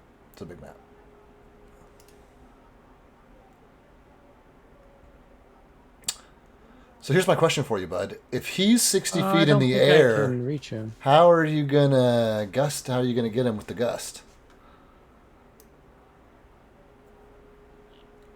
I am not going to hit him with that spell. I thought I was closer. I mean, even if you were standing right underneath him, he's 60 feet in the air. So You can hold an action when he gets in range. yeah.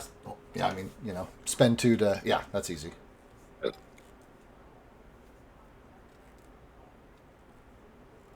I'll hold my action for Earthbind when the first one gets within range to...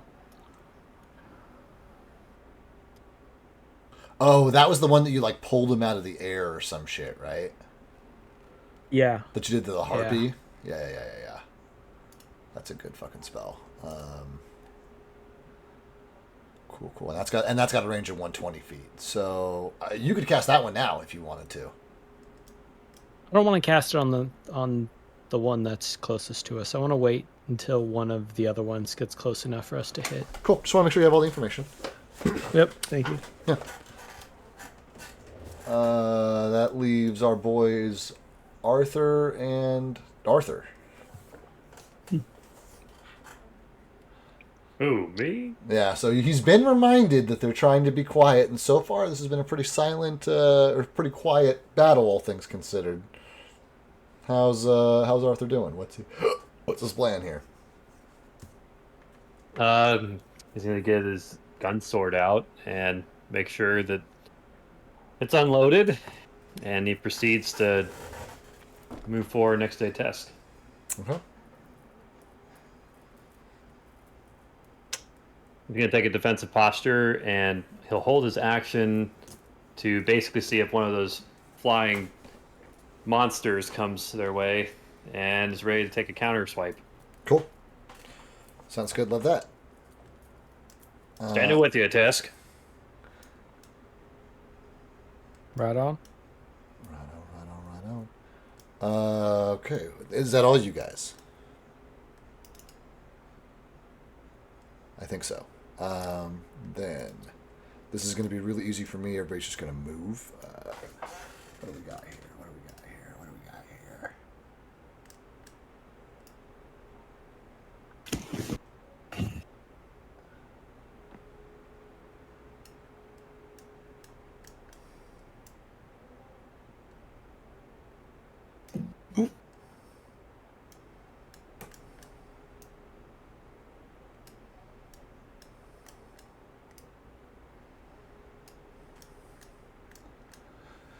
Okay, this is my only boy I really care about. He's been hit. He's a bug. He was eating real good. And he's been struck by a bunch of stuff.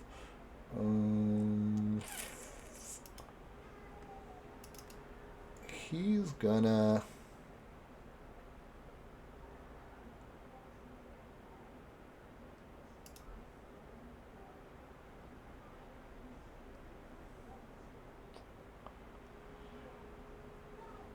Yeah, you know what, fuck it. He's going to leaping charge and try to snag himself a nice little snack here.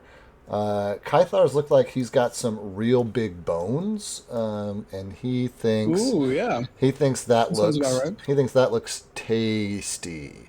So he's going to leaping charge downward and then do a mandible strike once he gets within range.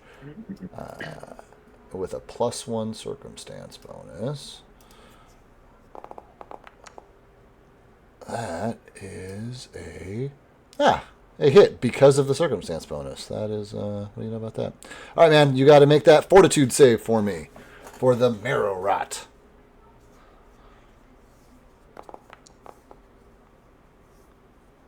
Success.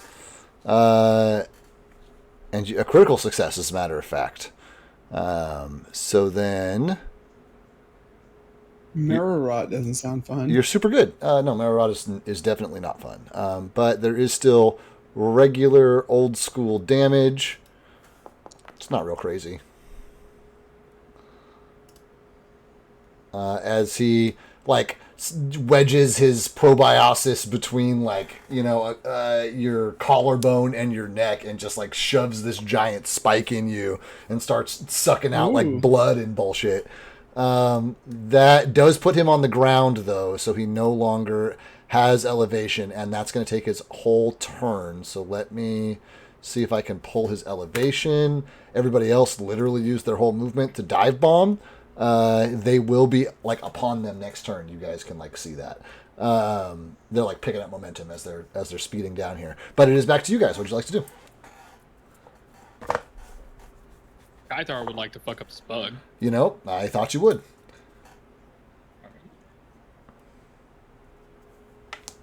He hasn't seen the hammer in action yet. He got hit by a rock, and he's like, yeah, okay. And that bug's about to find out, I think.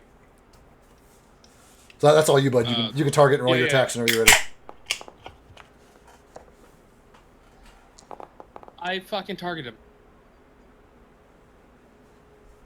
Well, if a 33 hits, a 37 for sure hits. Yeah. Is 37 a critical? I don't know. I have to look up his DC. Yes, 37 would be a critical. Although I kind of, well, I mean, if it's technical issue, it's technical issue. Like I kind of feel like we should know to target by now, but you said that you did, so I'll take your word on it. I swear. You can look at the arrows on the screen. Because my second one actually hit, so. So go ahead and roll crit on one and regular damage on the other.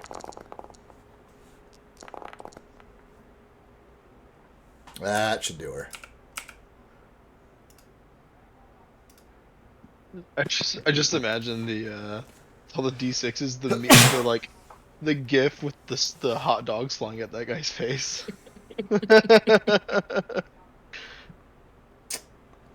Yeah, man, you tear the shit out of this thing. Well, tear the shit. You have a hammer, so you smash him like a bug, I assume. Because that's what he is, just a stupid bug. Hell yeah. All right, who's up? I'm not driving. Well, they're still in the air. Yeah, at this point, the one that had been grounded is dead. It got grounded permanently. Great. Rowan, and this guy is 80 feet away. No, they're dropping 20 feet of elevation apiece, so he's 60 feet in the air right now.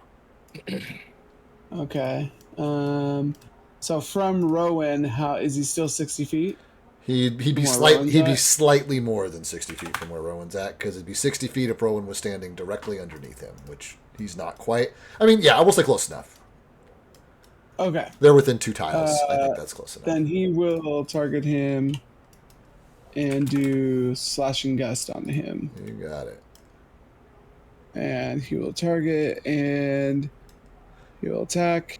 Atesk, you probably have your pick of these first two if you want to use your reaction from the last turn to root one of them. I don't believe that you got an opportunity to do that. No.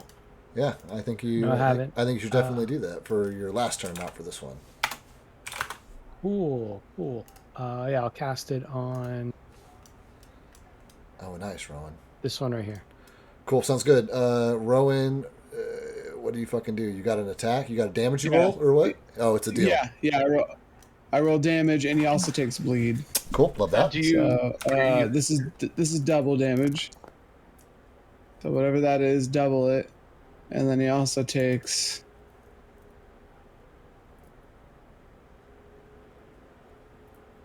no damage from persistent bleed, I guess.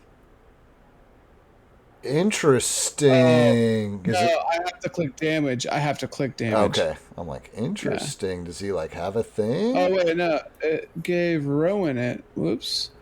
I don't know. It's the Bone Skipper definitely has the bleed. Like he has the little bleed icon in his corner. Yeah. So. I think bleed doesn't happen until next turn, though. I think you're right. Yeah. So, yeah. So then he takes just the what is 17, 36 damage or whatever. What is it? It's 7, all right. 2, 3, 4. Yeah, it's there. Whatever it is, it'll do it for us automatically. Yeah, I got it. Cool. Do you have any movement left, Rowan? Yeah, he'd have one movement in theory. Are you planning it? Rowan, are you staying here? My plan's to stay right next to you, bud. You're the one that's kind of helping me out here. Okay, swap me spots then, so I'm in front of you. Let me see if I can. Okay, yeah, I can. I'm right behind you. Okay. As you guys do that, this spell goes off, and this thing tumbles to the ground. Doesn't take any damage. It's not pinned, but it falls safely to the ground, and is now 20 feet above you over this like scampering ledge. Will immediately runs up. Will targets it and makes a primary attack with it. Rawr. Oh. That's a big crit. Oh man, I wanted to do something else with it, but it's a crit. Okay, I guess then I will make 2 attacks with it then. Before I roll my next one, then, since I just moved once. No. Don't make a second attack. Add a map. Whop. It is what it is. Okay, so I'll roll my crit. Still get that crit? 48 damage. Nope, that did it to Kythar for some reason, even though I definitely have this bug targeted. Damage. There we go. Oh, he's not feeling so good, Mr. I'm not feeling so good, Mr. Stark. And so that will be my turn. Cool. I will go. Yeah. I will. You probably lost your line of sight on this guy from where you're at, but you can still see the ones in the air. Okay, perfect. I'll shoot at one in the air. I'll use one action to hunt prey, Yep. and then 2 shot. Pew pew! That's a 4. Wow, but a 4 only misses by 3. You're going to hit these guys most of the time. Disregard that roll. That was not. Oh, because it my- was not at a map. that wasn't a map. Bummer. It was Damn. a try. Just There it is. There's the area. There's the silver luck we know and love. There it is. Wow. Oh, That- man. Wow. I feel like I. and What? You Go feel ahead. like what? Go ahead. No. Go ahead.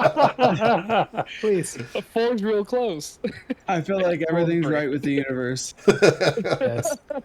I feel like I'm taking shots still at the one that's dead. So they're just the shots are landing, bam, bam, but it's already dead. But it's all dunk, dunk. It's like a bug, so it's twitching. So Galfast thinks it's still alive, but it's not, and he's just landing arrows in this already obviously dead thing. I got one. I'm starting to think he needs glasses.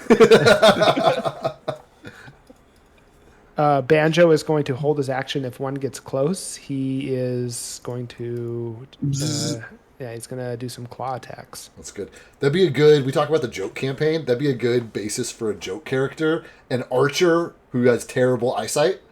Oh, That could be. fantastic. That could be funny. That could be good. Yeah, I like that. My vote is Aaron plays him. All right. Who else has got turns? Who wants to do stuff? I think I'm gonna hold my action, so that as soon as one of them gets within range, I'm going to strike. So you're still protecting Rowan. Yeah, I'm still protecting Rowan. Yeah. Cool. Because I think Wilb's got this one pretty beat. Maybe. Well, let me help out. Let me cast Slashing Gust on it. Cool. Love that.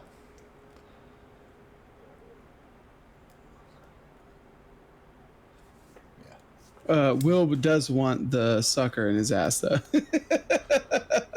What? Give it to me. That's a hit. Great. 1, 2, 3, 4, 5, 6. Give it to me, baby. All right. There we go. That'll be close. Will it be enough? He's close. Not quite. Not quite. He's at That's only death's door. counts. And horseshoes and hand grenades. And nuclear bombs. That's one that got added later in life that I'm like, yeah, I guess technically that's right.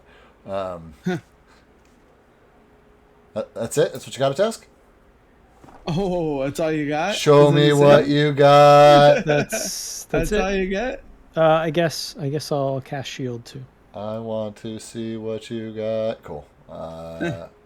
Great. Everyone else?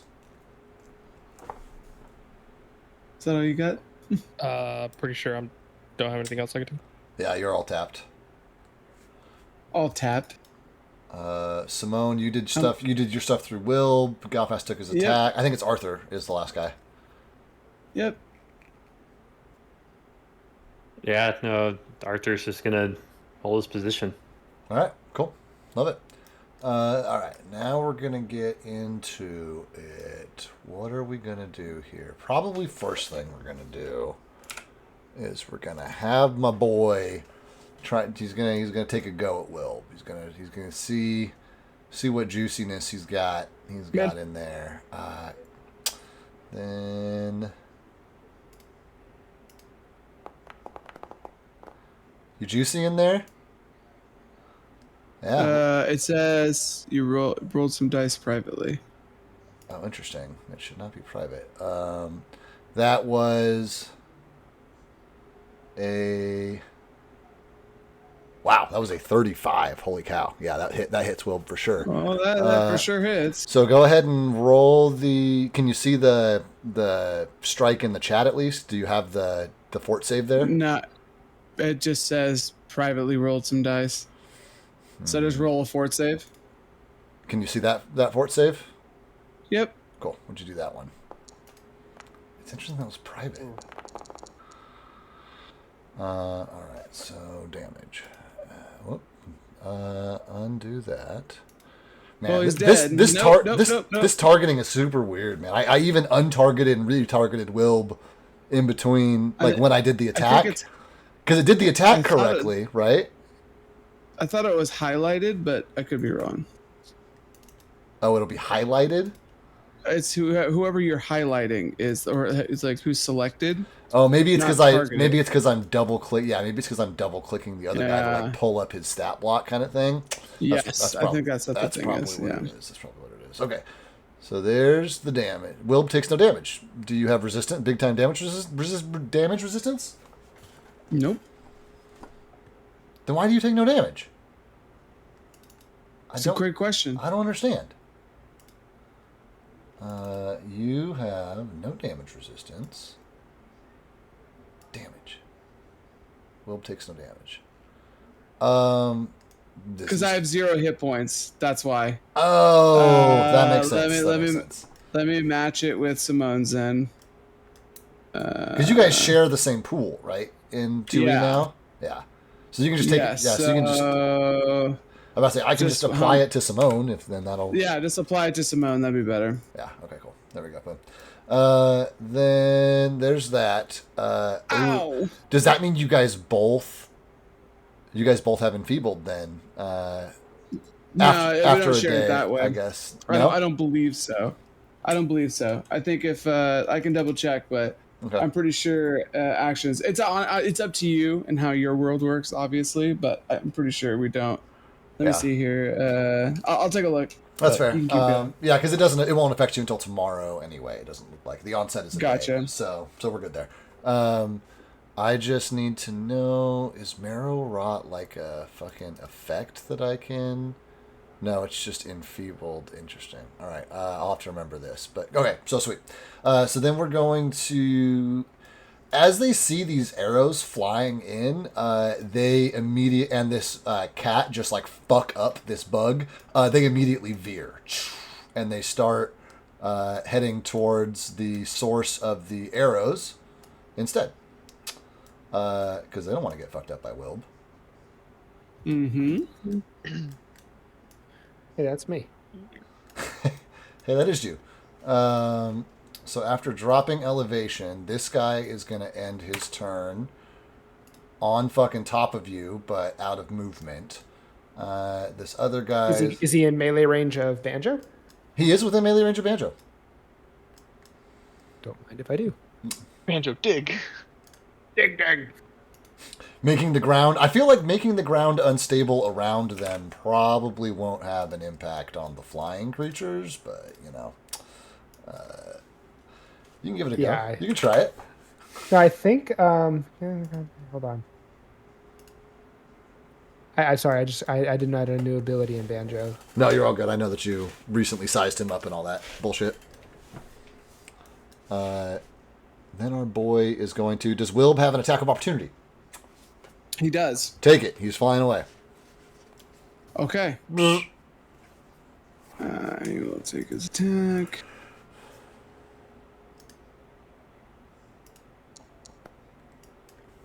Oh. Lamp. Dang, bunch of bad rolls for me. Then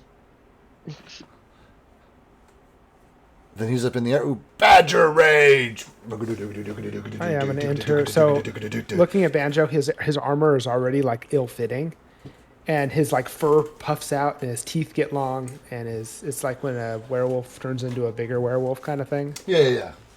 A werewolf turns into a bigger werewolf. You know, when they Japanese anime style level up and they like go Super Saiyan, but like within the werewolf form. Come on, man. Come on, man. Okay, so he's going to do a jaw attack. Yeah, I got you. Speaking of which, I watched the first episode of Rick and Morty, the anime, and I gotta say I'm not a fan. It's definitely, obviously made by a Japanese artist for a Japanese audience. And it's just like dubbed in English, really? you know? Yeah.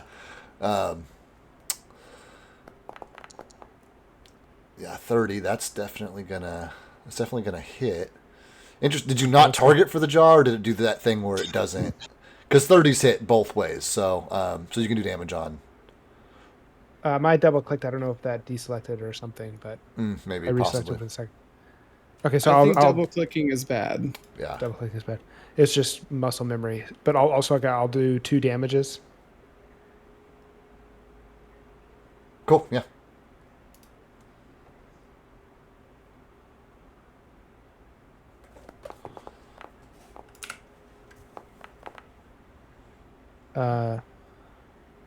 And he's in. Well, perfect.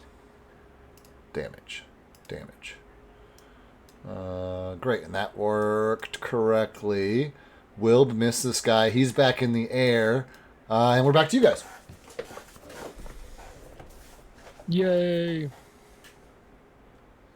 Rowan, I think we gotta go somewhere else. He's gonna be like, whoa, where do we go?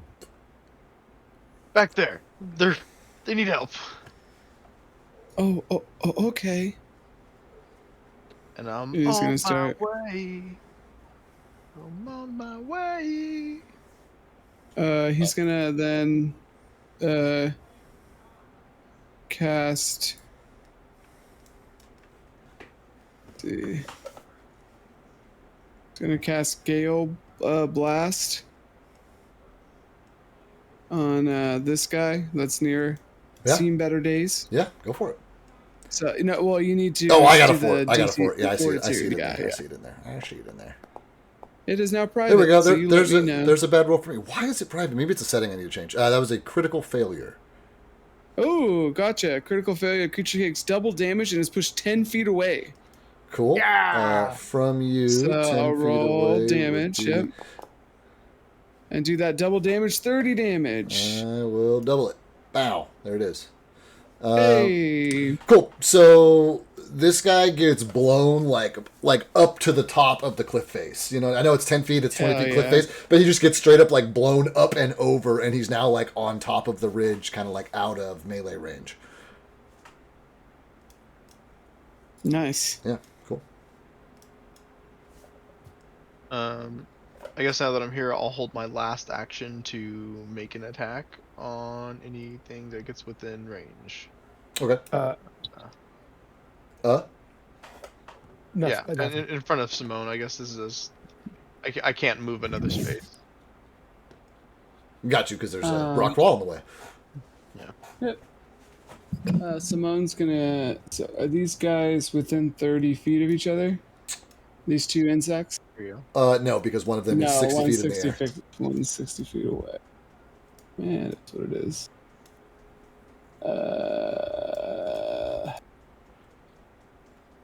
If it makes you feel any better, there's not that much shit that flies down here, for whatever it's worth. Yeah.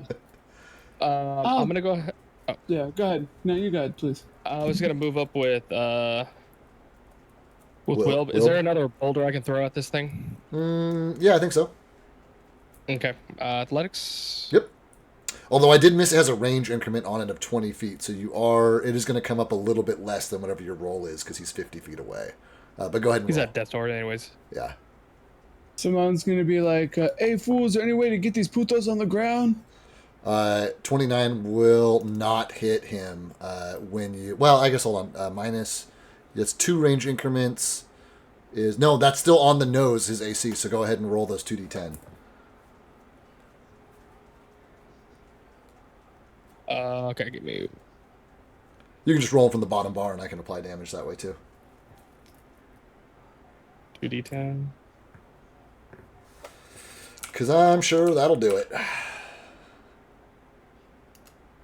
Oh! 1 hit point left. That's hilarious. Oh, funny.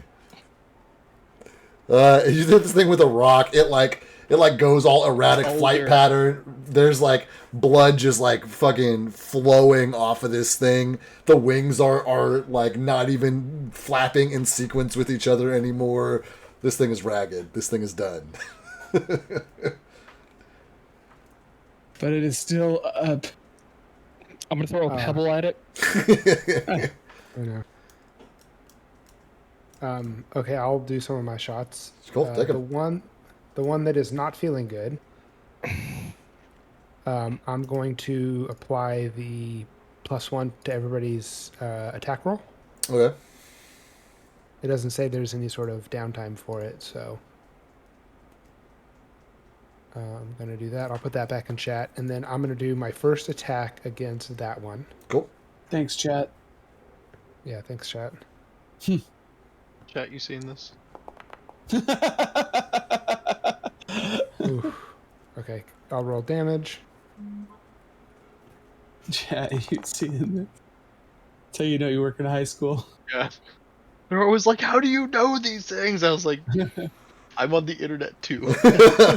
I've been on the internet since before you were born. Don't recite the old magic to me. I was there when it was written. I know. I can sing you the ancient song of my people. Here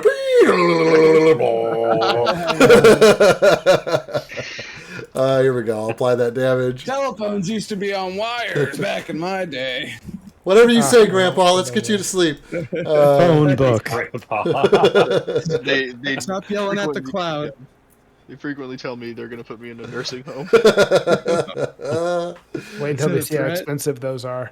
Oh, man. Joke's on them. Okay.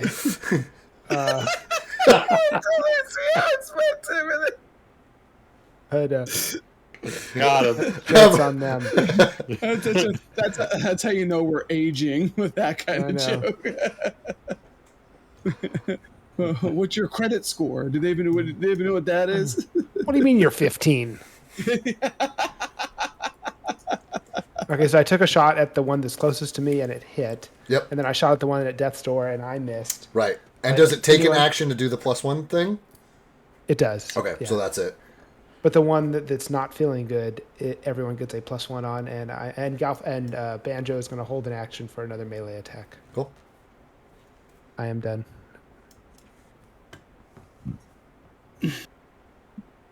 Rowan's already attacked. Are my melee guys holding? We can save some time if you guys are holding. And my melee guy, I now mean Arthur, because he has his gun sword out also. I think he is, right, Arthur? Yeah. Okay, cool. Reed is holding, I think. Kythar has already tossed his boulders. Boulder. Well, against that one, you tossed another boulder last round. All right, we're good then? Yeah. No, I haven't done mine yet. All right, there we go. Yes, speak up, man. Yes, speak up. I'm just waiting so I can talk. I'm going to attack.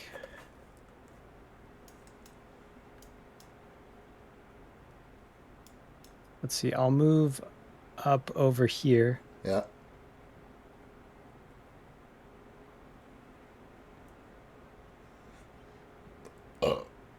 Then I'll attack this one.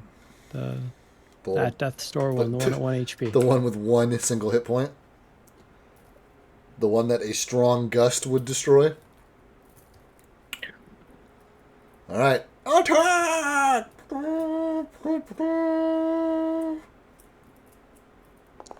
We're just attacking with wind down here. Ooh. There it is. A critical hit. Damn. A crit. Very dead. And he's... Don't forget the bleed. Dead and bleeding somehow. Both still. All right, and that should wrap us up. And that's it. Yep. Cool. 60. I want my marrow back. Because he steals marrow. Yeah, he does. All right, this guy is going to be the one who's all on tippity top of everybody. But instead of digging his little nose into somebody, you got to give me just a second here. Give me a second here. He attempts to scoop up Banjo. Oh, no. And Shit. rolls. I am holding an action. And he is banned. I'm holding an action as well.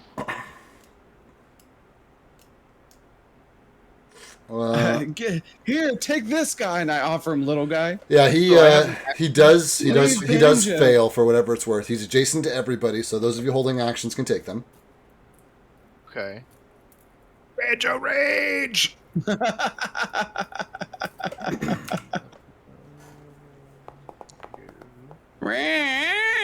Banjo Rage is a 9. Oh, womp. Oh, Banjo Rage hits. I Damn. don't think I like that. I'm going to burn a hero point for that. If you'd like, you are welcome to.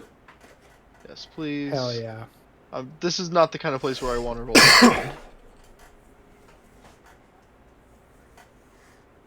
There you go. You both hit. Go ahead and roll your dim dam. And I get an additional 4 damage. Okay, cool. I think you can. Now, is it that D4 that I'm seeing there, or is that like on top of that stuff? Because I'm in Badger Rage, it says it deals an additional 4 damage with its bite and 2 with its claw, but I take a -1 to my AC, but it didn't see. I put that in chat, but it doesn't apply. Okay. I have to manually. Cool. Then I'll just apply the damage, and I'll take off 4 from him here. Just give me a second. Okay, so he loses 6 total from my Badger Rage, and then I'll roll damage without applying it. Yeah, that sounds great.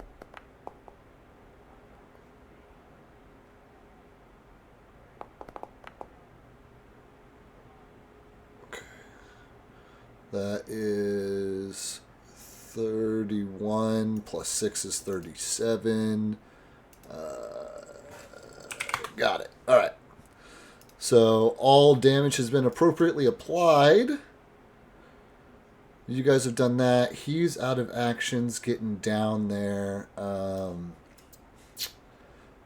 Let me see here. My boy who got blown up, I think, is looking for revenge. So he scampers back down. He's gonna take a go at Simone. Mm-hmm. Can I use a reaction?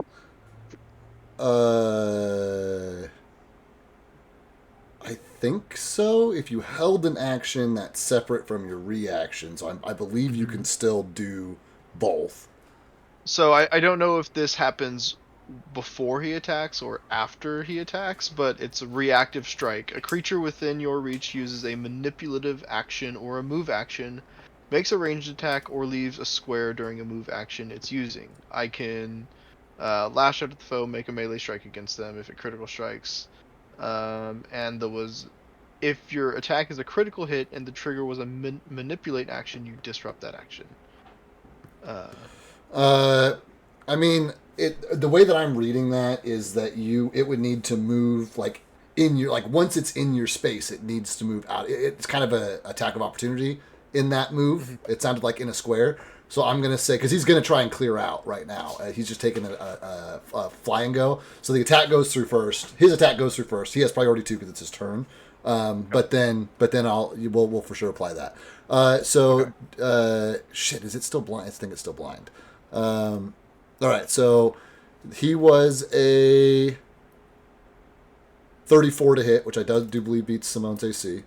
So you can make that marrow rot save for me there, friend. I already have it. Apparently I do share. Okay, perfect. So, then it doesn't yeah. matter. I don't think it automatically gives you another stage or anything. I'll double check. I don't think it does. It just does regular damage, and then it attempts to dip out Reed. So now is the time for that attack.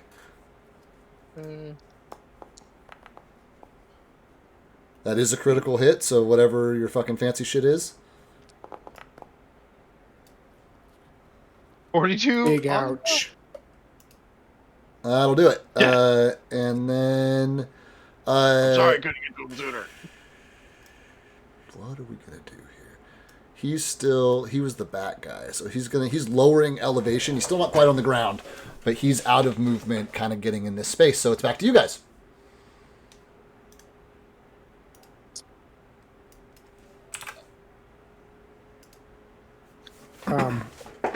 I think Galfast is going to say at this point that I'm going to say, once we deal with these, we have to get out of here quick. There's going to be more coming.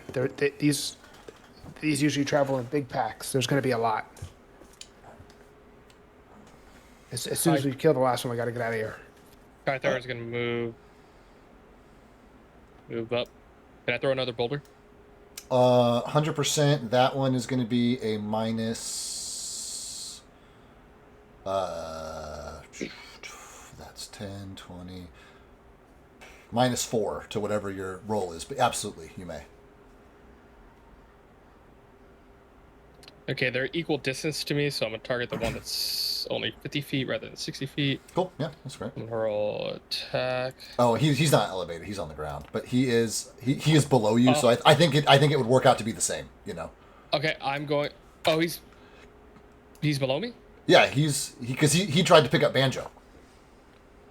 That's the one that tried. This one right here. This one tried to scoop up Banjo. Oh. Okay, sorry. I read the 60 feet. Yeah, I just hadn't pulled his elevation yet. Got a lot of moving pieces.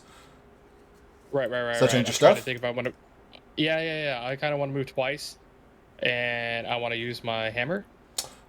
You are gonna have to slide down that hill to get to him somehow. I want to jump down the hill onto him and hit him with the hammer twice. Give me. Is there a jump? There's not. There's an acrobatics. Yeah. Give me one of them. Yeah, acrobatics. Give me one of them.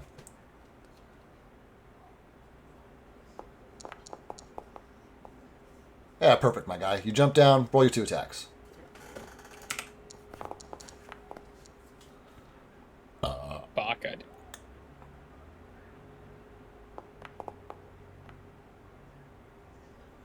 Is the target just not working? I press target. Yeah. Those both beat his AC, but neither one of them crit.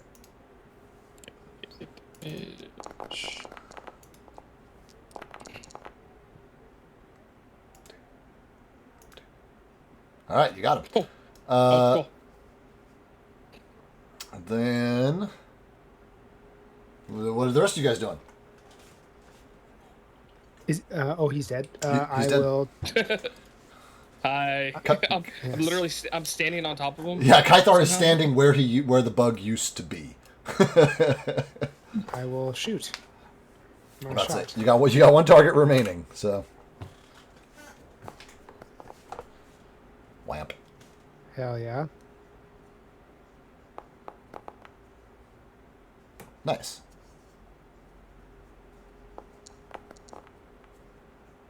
Nice. Yes. very That's on my final map. Wow, that's a lucky 20. Cool. Love it. Jesus. That's all I got. sausages, hot dogs. I shoot arrows. Cool. That's what I do. This is my bow. There are many like I'll it. go next. But this one is mine. Tusk, you're up. Oh, I didn't. Did I target it? I targeted myself. No. Could you attack yourself? No, target placid giant bone skipper. No, you got him. That's it. Okay, cool. That's all correct. Confusion. I think I targeted the wrong one, but I don't. They think all it have the matters. same AC, so you're good. Yeah, cool. Damage. Got it. Yeah. Cool. As most of the bone skippers fall dead to the ground, this last one fixated on Banjo as if it too wanted to pick it up. As these final like arrows and slashing gusts come in and wound it, it turns around basically and starts fucking flying back up towards the hole. Does anybody else want to do anything before it's out of sight? Because it's going to use all of its movement to get out of here on its turn. Is anybody else within yes. range? Cool. Can I throw another Yes. boulder at it? On your turn, absolutely. If it's still within range. Simone. Okay. Simone will be evolution surging. Cool. I will be choosing getting an additional plus 20 bonus to its speed. And Okay. since it's heightened, I will also select that it can fly. So Will is full movement speed is 35, 40, so 40, 55 feet in one thing. Cool. So then, where's my measuring tool? 50 feet will get you right up to him. Well, that's so I will take one action to move right up to him. And he will be taking an attack. He'll take 2 attacks.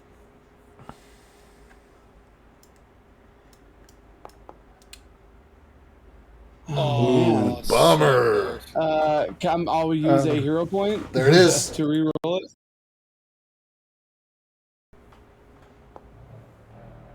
Oh, man. The Aaron Oh, there you special. go. Oh, man. Okay, so that one misses. So I'll make a second strike then. Go for it. There you go. All right, there it is. And a critical hit. Yeah. Will that be enough? All right. 32. And it takes 32 damage. And it is dead. Do you want to describe how combat ends for us, Anthony? Yeah, so you know how sometimes when you like when you're in a pool and you like can jettison yourself out from the bottom by like like pushing forward from the bottom and like shooting up. Yeah. That's essentially what Will's gonna do. Is he's gonna like jump right towards it and like tackle it out of the air and like land on top of it, and then as it's like bleeding through its nose, he's going to first rip the nose off and then rip the head off. Classic. Signature move. Yeah.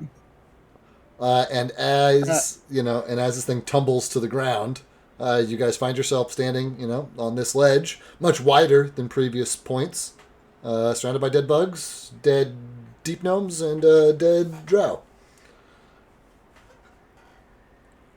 Simone like collapses to one knee. Cool. Yeah. And Get up, so we does gotta Will. move. I'm like, I'm not feeling good, fool. Something in that puto he hit me. It's fucking up my bones. What's happening to your bones? I don't know. And I'm gonna look at like the wound from the creature, and it's like black. And I'm like, I think this is happening.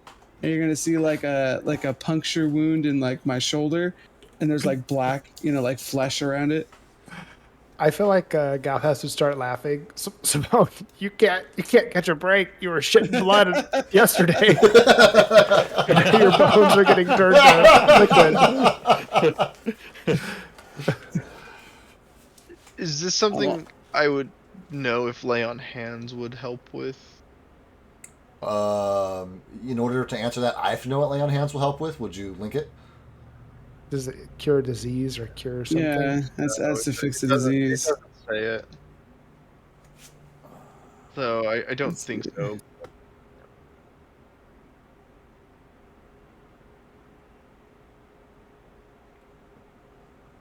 Oh, this is fucking sick. Your lay on hands adds AC now too.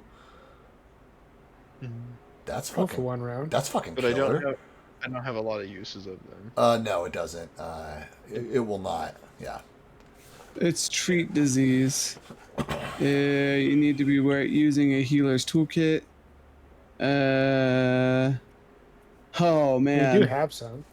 Now you got to spend at least 8 hours caring for the diseased creature. Somebody would have to give up their long rest in order to tend to Simone for the entire rest period in order to clear his disease. Yep. That And even or then, else- it could still failure. Right.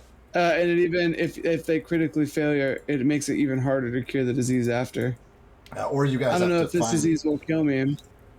That is fair. Your Like, character you're- definitely wouldn't know. No. Yeah. But like I'm okay enough right now to, kind of like start, moving down the path that we were heading down. Right. I'm like, let's go, fool, before it fully takes me. Is the flesh like?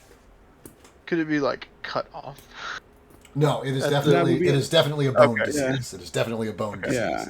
Yeah. All right, man. I'm gonna push. I'm gonna like cover it up and push past you and be like, "Come on, fool, let's go." Yeah. Okay. He's got plenty of bones. I mean, he's got too many. You know how many bones the body has?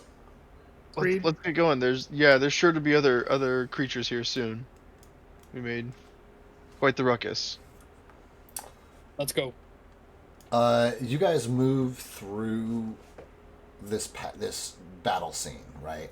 And as you do, you guys also pass through. Kythar's like looking around for more boulders. He's like, if there's gonna be more of these fucking flying things, I gotta.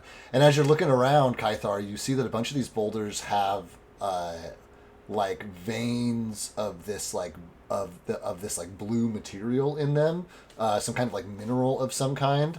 And you guys like kind of move through that space, and you get to kind of like the end of one of the where this widens out, and there is this like huge worm spine, of a completely dead worm, like dead skeleton, exoskeleton, empty, hollow, gone. But there's this like huge worm with cobwebs just absolutely all over it, like cocooned, encased. This like 150 foot fucking worm, which is as big as a subway, that is, I mean, completely encased. The ground around every of these webs are encased. And it doesn't go on particularly far, but what is especially disconcerting is they go like over the edges and down into the darkness. These webs do. And it's almost like this big U-shaped, cobweb section over this long dead worm. Looking at the map, about which direction? So looking at this picture, the current map Yeah. that we're on, and the actual map, which direction would we need to head to hit the water, like the gnome told us? You're on the direction. You came from this direction. You're heading this direction. And as I mentioned, and have shown from the previous maps, like these are, like if you want to change course suddenly, it always involves backtracking. You know what I mean? Like even if you come along one of these wide sections, like, of these ridges, like you guys are basically traveling along something like this. And then if you like get to a point where you're like, oh shit, we're not going to go this way anymore. Like you'd have to go all the way back up the ridge until you hit another, leg to go head off in another direction. So you can absolutely turn around and take like a different fork. But you were on the most direct fork going where you needed to go. Okay, got it. And then go back to where we are currently. I got you. Give me just a sec here. And then would you ping one more time the direction that we're headed? Sorry. I know you're okay. It all exists in my head in perfect clarity. I know I need to work at making sure that it's the same to you guys. So you guys approach from this direction along. What you're looking at is the top of one of those spines, and these black areas are literally blackness, darkness. They descend into who knows how far. You know what I mean? Like even you with your excellent vision can't see the bottom of where those fucking drop out at. So this is like one of those spines, and a particularly wide one at that, that you are traveling down. So you're heading from, on your map, the north, quote-unquote, side to the, quote-unquote, south side. Okay, I understand. So I'm going to get closer to the spiderweb zone, and using my greater dark vision, can I see, is there a way we don't have to cross right through the spiderwebs, or is it literally edge, spiderweb, edge. The spider webs are pretty solid through this point. I will take a survival roll from you if you decide you want to pick through it. I would say that looking at it, Galfast would think it's possible, maybe even probable for someone like him to get through here. But as he like looks over his shoulder at the rest of the party, like this is not this. The party's going to make a lot of motion in here. You know what I mean? But Gotcha. mechanically in game, I'd give you a survival roll to like pick a path through for people to follow, and if you did particularly well on that, you could absolutely lead them through this zone potentially without an incursion. But it would definitely be a risk. Okay, final question. I'm going to get close enough. The first piece of cobweb that I see that still looks active. Actually, not necessarily active. Okay, I'll just turn around to the group and kind of... You know what? and- Would whoever's playing Rowan give me a nature roll from him? Knowledge nature? Yeah. Yeah, I'd love that. Man, I'm so bummed that Chris isn't Oh, here. sorry. I got plants for him. I got creatures. Yeah, I know. This was like Rowan's fucking little deal in the Underdark, and now, yeah, okay. On a 30, I will say that Rowan looks at these spider webs and he like comes up, he like kind of like pokes at him, prods at him, licks them, sniffs them, puts some between, like grinds some between his fingers. He can even talk. He can even talk to them, just so you know. The Any the plants? cobwebs. The plants you can talk Oh, to. sorry. If there's anything, sorry, I thought you were looking at the cobweb. I apologize. I was looking at the wrong thing. I just want to let you know that he can also talk to them. Cool, solid, love that. There are plants around if he wants to do that. But Yeah. I will say on that nature roll that Rowan looks at this and like these appear to be cobwebs that if these spiders are anything like the spiders above, these are old cobwebs. Rowan's gonna turn around and be like, these aren't from any new creature. These cobwebs have been around for, well, they've been around for a while. I might be able to pick my way through if they're not active. Doesn't look like they've been active. I hope the spider who made these is okay. That's such a Rowan line.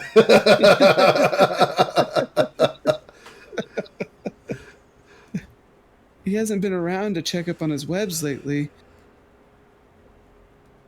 That's very sad. Well, it doesn't mean that it is sad. It just means, maybe this hasn't been around here in a while. Maybe something else has his attention. He's most likely knows? dead. I don't know. I don't think so. Yeah, he's I probably think dead. he's no. I think he's. I mean, he might be. It's the circle of life, but I choose to believe he's still alive and has thousands of children that he watches over. You hear Arthur gag. And that's a Spiders. small brood. Oh, That's right. And he starts going off about facts about spiders and how six legs aren't spiders. It has to be 4 on each side, not 6. David, Tesco will nudge Simone and be like, "Look at this guy." David, who is your temporary character for the arena? I'm getting like those. That was right now. Johannes Muriel, and yeah, he Yeah. was. I was Yeah. actually just thinking that, like, to my recollection, and maybe it's just because I was playing him then, but I think he has started a trend where, like, occasionally one of our characters will go into a spiel and we'll just be like, and they start talking about this fucking thing they know a bunch about. I think he coined that one. But yeah, for sure. Love that. And I actually told Chris, I'm like, we don't step on each other's toes and play the same character kind of thing anyway. But I'm kind of sad that Johannes and Rowan don't exist in the same world because Yeah. those two would be such good friends and they'd be such a hoot. It would be ridiculous.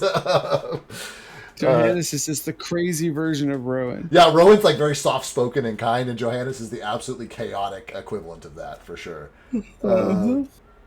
Cool. So Rowan's worried about the spider and is like rattling off all these facts about them, while the rest of you guys stand there in the battle zone.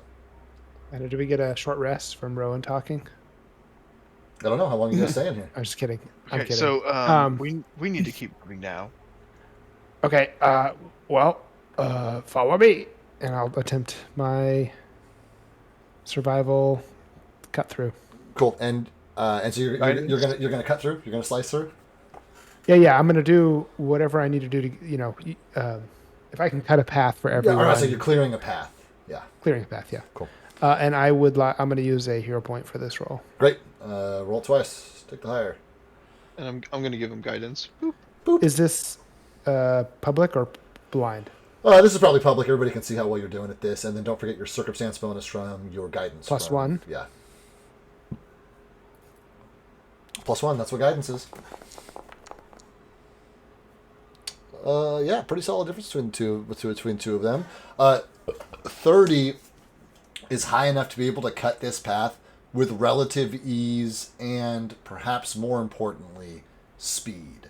Rowan kind of figures out that running right along the spine of this thing, there are like tendrils that go from the outside up, but there's almost like this pocket on the underside.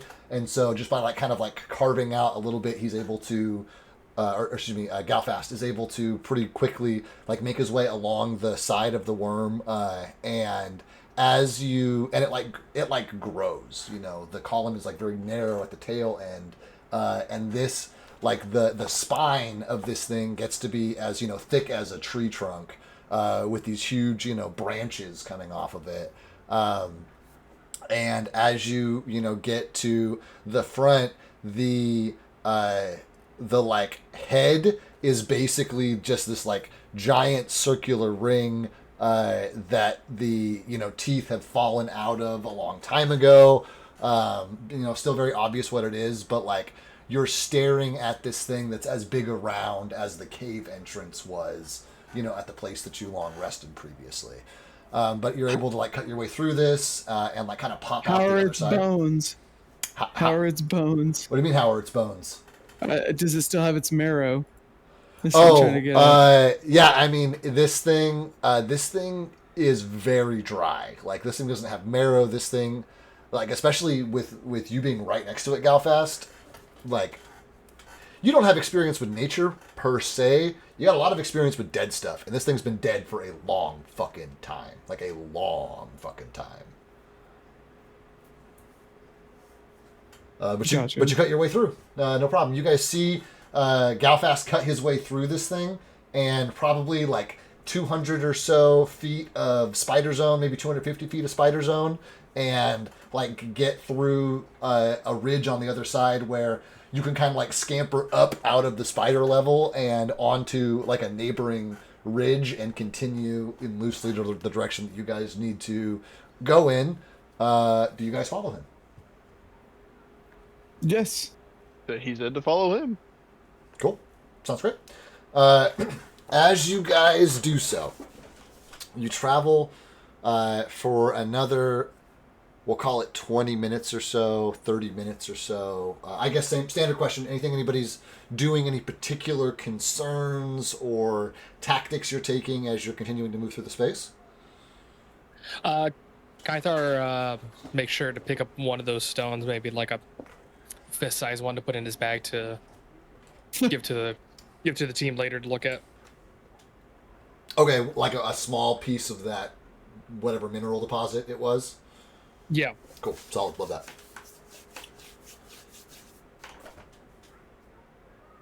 If there's nothing else, you guys continue along this ridge. The Deep Gnome told you initially that it would be, about a day's journey. And as you guys are traveling, get to what would be your traditional kind of like lunch break, your midday break is where you lose a couple hundred feet of elevation. Your like able to get kind of more into the grotto where the water is, and you're able to see that it's this like kind of like long and narrow space, which way out on the left there is this like opening in one of these like spires of rock, which has water just like streaming out of it, like it's like a waterfall, and the water ripples go out, but like they only ripple like right around where the waterfall is, and despite the fact that there is constantly water moving through this lake, it's like a sheet of glass the rest of the space here. You guys are still probably a mile or two off of it, enough to see the scale and scope of it, make out this kind of like water feature, way out on the left. You're able to make out other like spires of rock, like opposite you guys. You guys are on the narrow end, so it extends way out to your left, way out to your right, and then it's the short jump across it, from where you guys are at. If you had to guess, this lake is probably, I don't know, 3 or 4 miles long, and maybe a mile wide. And there's this water like coming out of one side. There does appear to be a higher concentration of like plant life and fungus and like these other, there are no trees, there are no shrubs, there is no like traditional plant life. But around here especially, there is a lot of that, that like fungal, algae, moss, you know what I mean? Like that kind of like small, water dense type of shrubbery, type of plant material. Do you guys don't see any obvious fish people? This glass smooth lake is out here. Like I said, you're still a couple miles away. The direction you got from the gnome was basically take a right, and as you're looking around, you can see that option is, depending on how much you want to climb and how like difficult you want to make it on yourself, that option is available to you now. Like you can climb, scamper, zigzag, take like winding paths that go up and down, and where you're going to be doing a lot more perilous climbing, over a lot of these like who knows how deep trenches, or you guys can continue down towards the water. But like keeping in mind this gnome's like warning, it's pretty obvious to you that like it's going to be a very easy walk down on the water side, or a very perilous climb to, because at this point you're losing a lot of those spines, and a lot of that rock has like shifted up. Instead of being these long snaking roads, they're like shifting upward, and you guys are going to have to do like monk hopping across these like pinnacles of rock, and it's going to be a little perilous. But you guys are, a mile or two out, plenty of time to decide how to proceed. How would you guys like to proceed?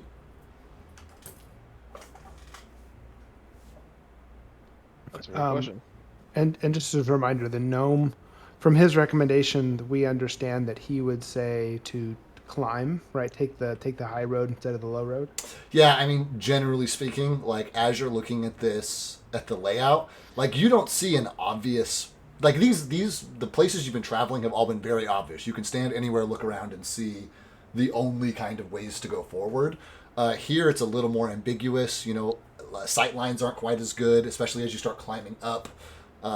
And so, but yeah, I mean, like if you're not supposed to be by the water, then it looks like climbing is what he meant. Okay, perfect. Could I do some sort of check to look for tracks, or I'm basically looking for a path, like a hiking path among the rocks maybe we'd be missing.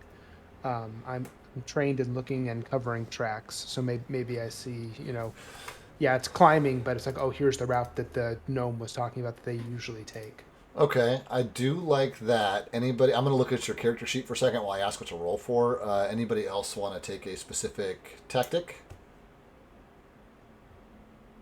I guess I'm looking to see are we at? We're at a. You said you're going down to the lake, right? Right. Yeah, you're going to lose another So couple that- hundred feet of elevation if you head towards the lake.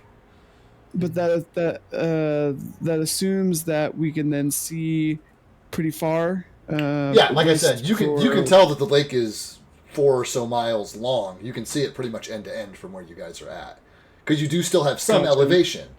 And from the other side of that, can we see our destination yet at all, or is it just continue into black? Even those with greater dark vision cannot yet see your destination at this midday point, which is reasonable because you were told it would be at least a day's journey.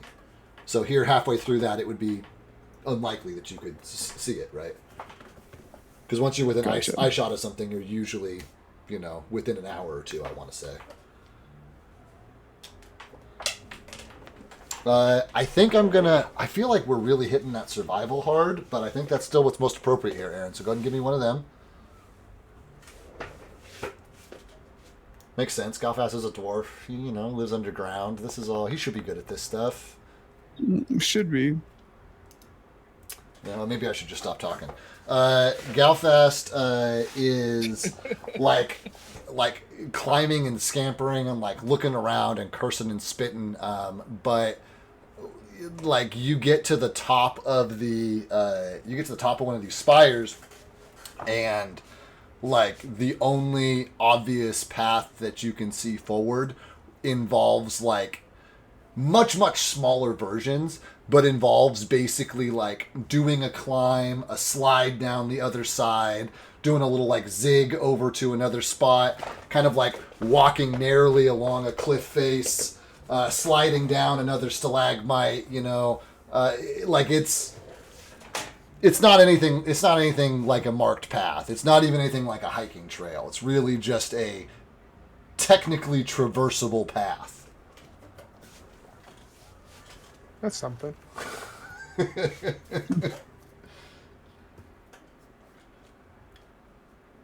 Okay, so I'm gonna look at Galfast and be like, "Fool, have you been able to find a way up there?" Yeah, there's a bit of a path up there. Not it's a class 2 scramble, but it's there. There you go. Here we go again. And I'm gonna ask you to point it out. Like, I'm like, where's the end goal, fool? Like, where are we supposed to be going? Do you have greater, Simone, or are you just regular? No, I have regular, which is why I'm asking Galfast. Yeah, Galfast like points Yeah. out to stuff that just straight up you can't see as he's explaining it.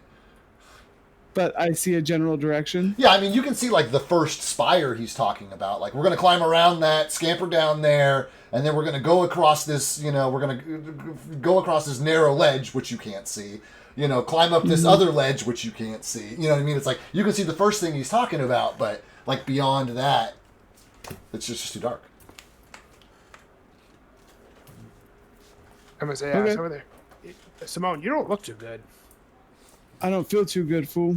I'm not gonna lie. I'm having trouble standing right now. Is it like a walking off kind of thing? Or... Hop on, dude. I can carry you. I don't know, fool. That's the problem. If Well, I no. like poke Simone's arm, what do I feel? I mean, Ow! I'm not saying you don't feel anything. It's Simone who feels it. Yeah. And you see, like me and Will like wince, and then Will walks up to you and is like, "Don't do that again." It's just in my medical expertise, the bones are still there.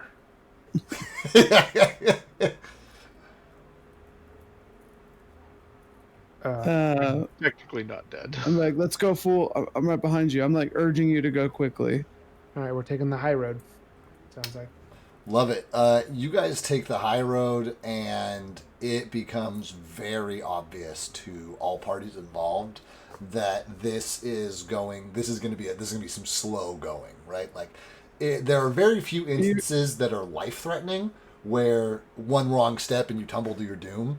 But there are a lot of stretches where where you just can't walk, where you got to climb, or you got to scamper, or you got to scoot. Well, I would say we'd use the climbing grappling hook to make it easier for us. Yeah, I mean, you guys could absolutely do that. I'd say that would cut some time off for sure.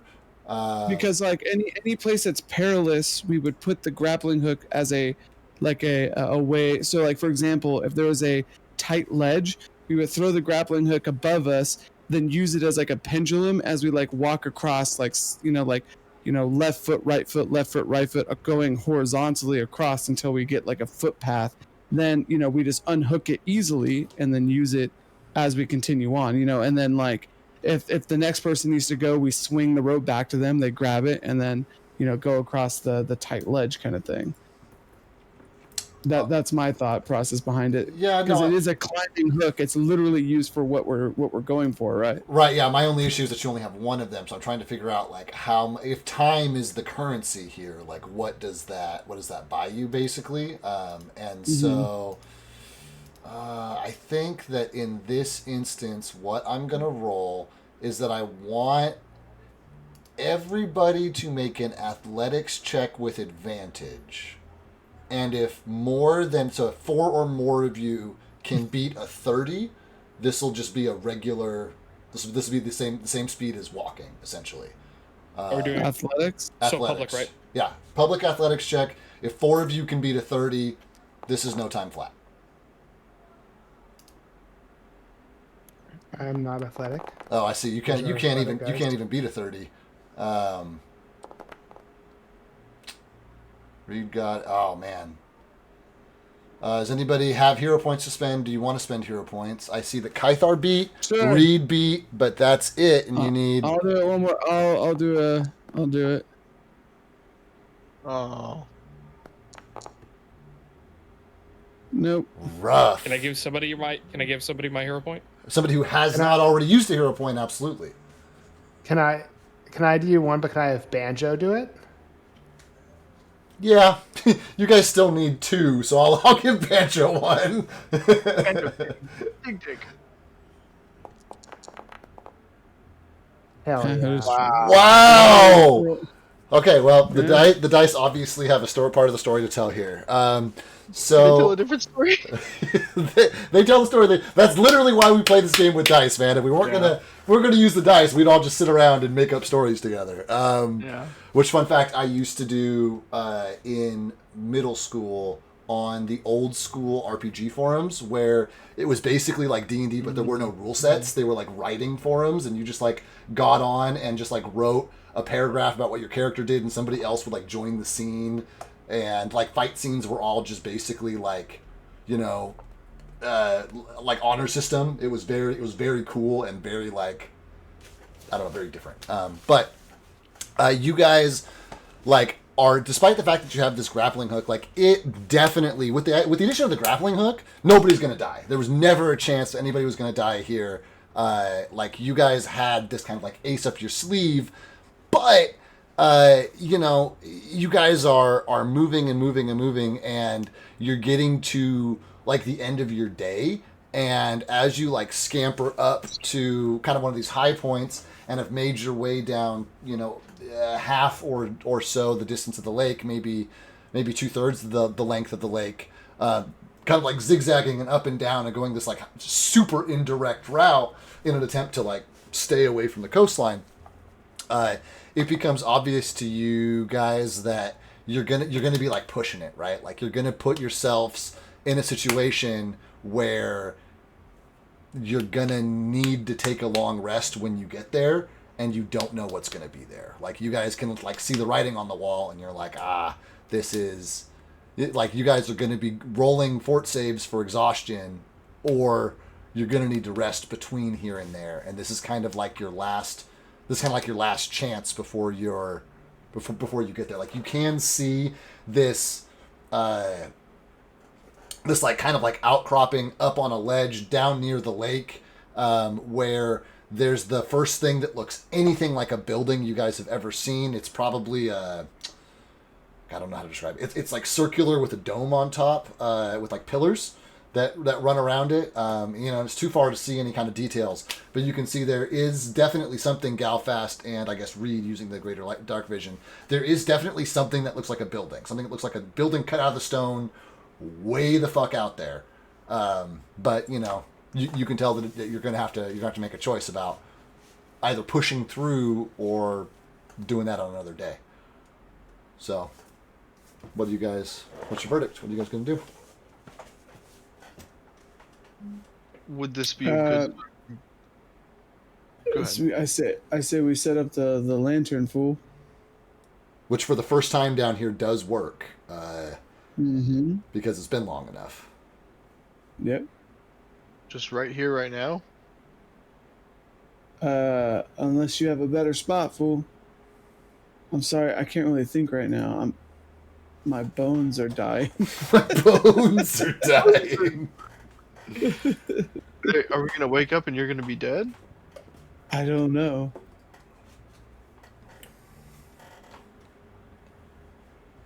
And we don't really have the ability to. I don't think we really have the ability to stop it, do we? Well, last I checked, your bones are still good. All right, stop. All you did was poke my arm, Puto. Well, that's you tell me that's not medically relevant. Hang on, didn't you say that we could do it if somebody like sits with you for 8 hours or something like that? Somebody with a healer's kit has to do a thing with it. They roll a check. They get one chance over the 8-hour period to cure him. If they're successful, he's cured at the end of the 8 hours. If they're not successful, the person who stayed up does not get the long rest. Simone, who stayed up, does not get a long rest, and he's not cured. So it's a literal roll of the dice. Arthur says, I'm willing to do it, but we need a spot to be able to get Simone his appropriate medical attention. I think the only spot's going to be setting up right here. Oh, so actually, I mean, so it's up to you, David, how you want to run it. But every stage of the disease progresses, I get a saving throw against the disease DC to back it up one level. So like when you wake up tomorrow, you're gonna moved on to the second stage, and you can roll to back it up to the first stage. You know what I mean? But it's like if you want to gain ground on it. No, excuse me, because it's onset. So you're right. You will get one naturally on your own when you wake up. But if you fail it, you're gonna progress into. You know what I mean? It's like you're gonna move forward. And all the treat disease does that for me is give me an additional a +4 to a critical success. Would give me a +4 to my next saving throw. Oh, so the save doesn't even do it, or the healing doesn't even remove it. The healing just makes you better at your save when you make them. Yep. Interesting. I'm gonna say that's over. You know, if he wanted to stay up and heal you, and you wanted to stay up and be healed and not get a long rest, that he could straight up just make an attempt on your behalf. I think that's much more bang for your buck than giving you a modifier, because it gives you two chances to beat it, basically. So I think I want to keep it that way.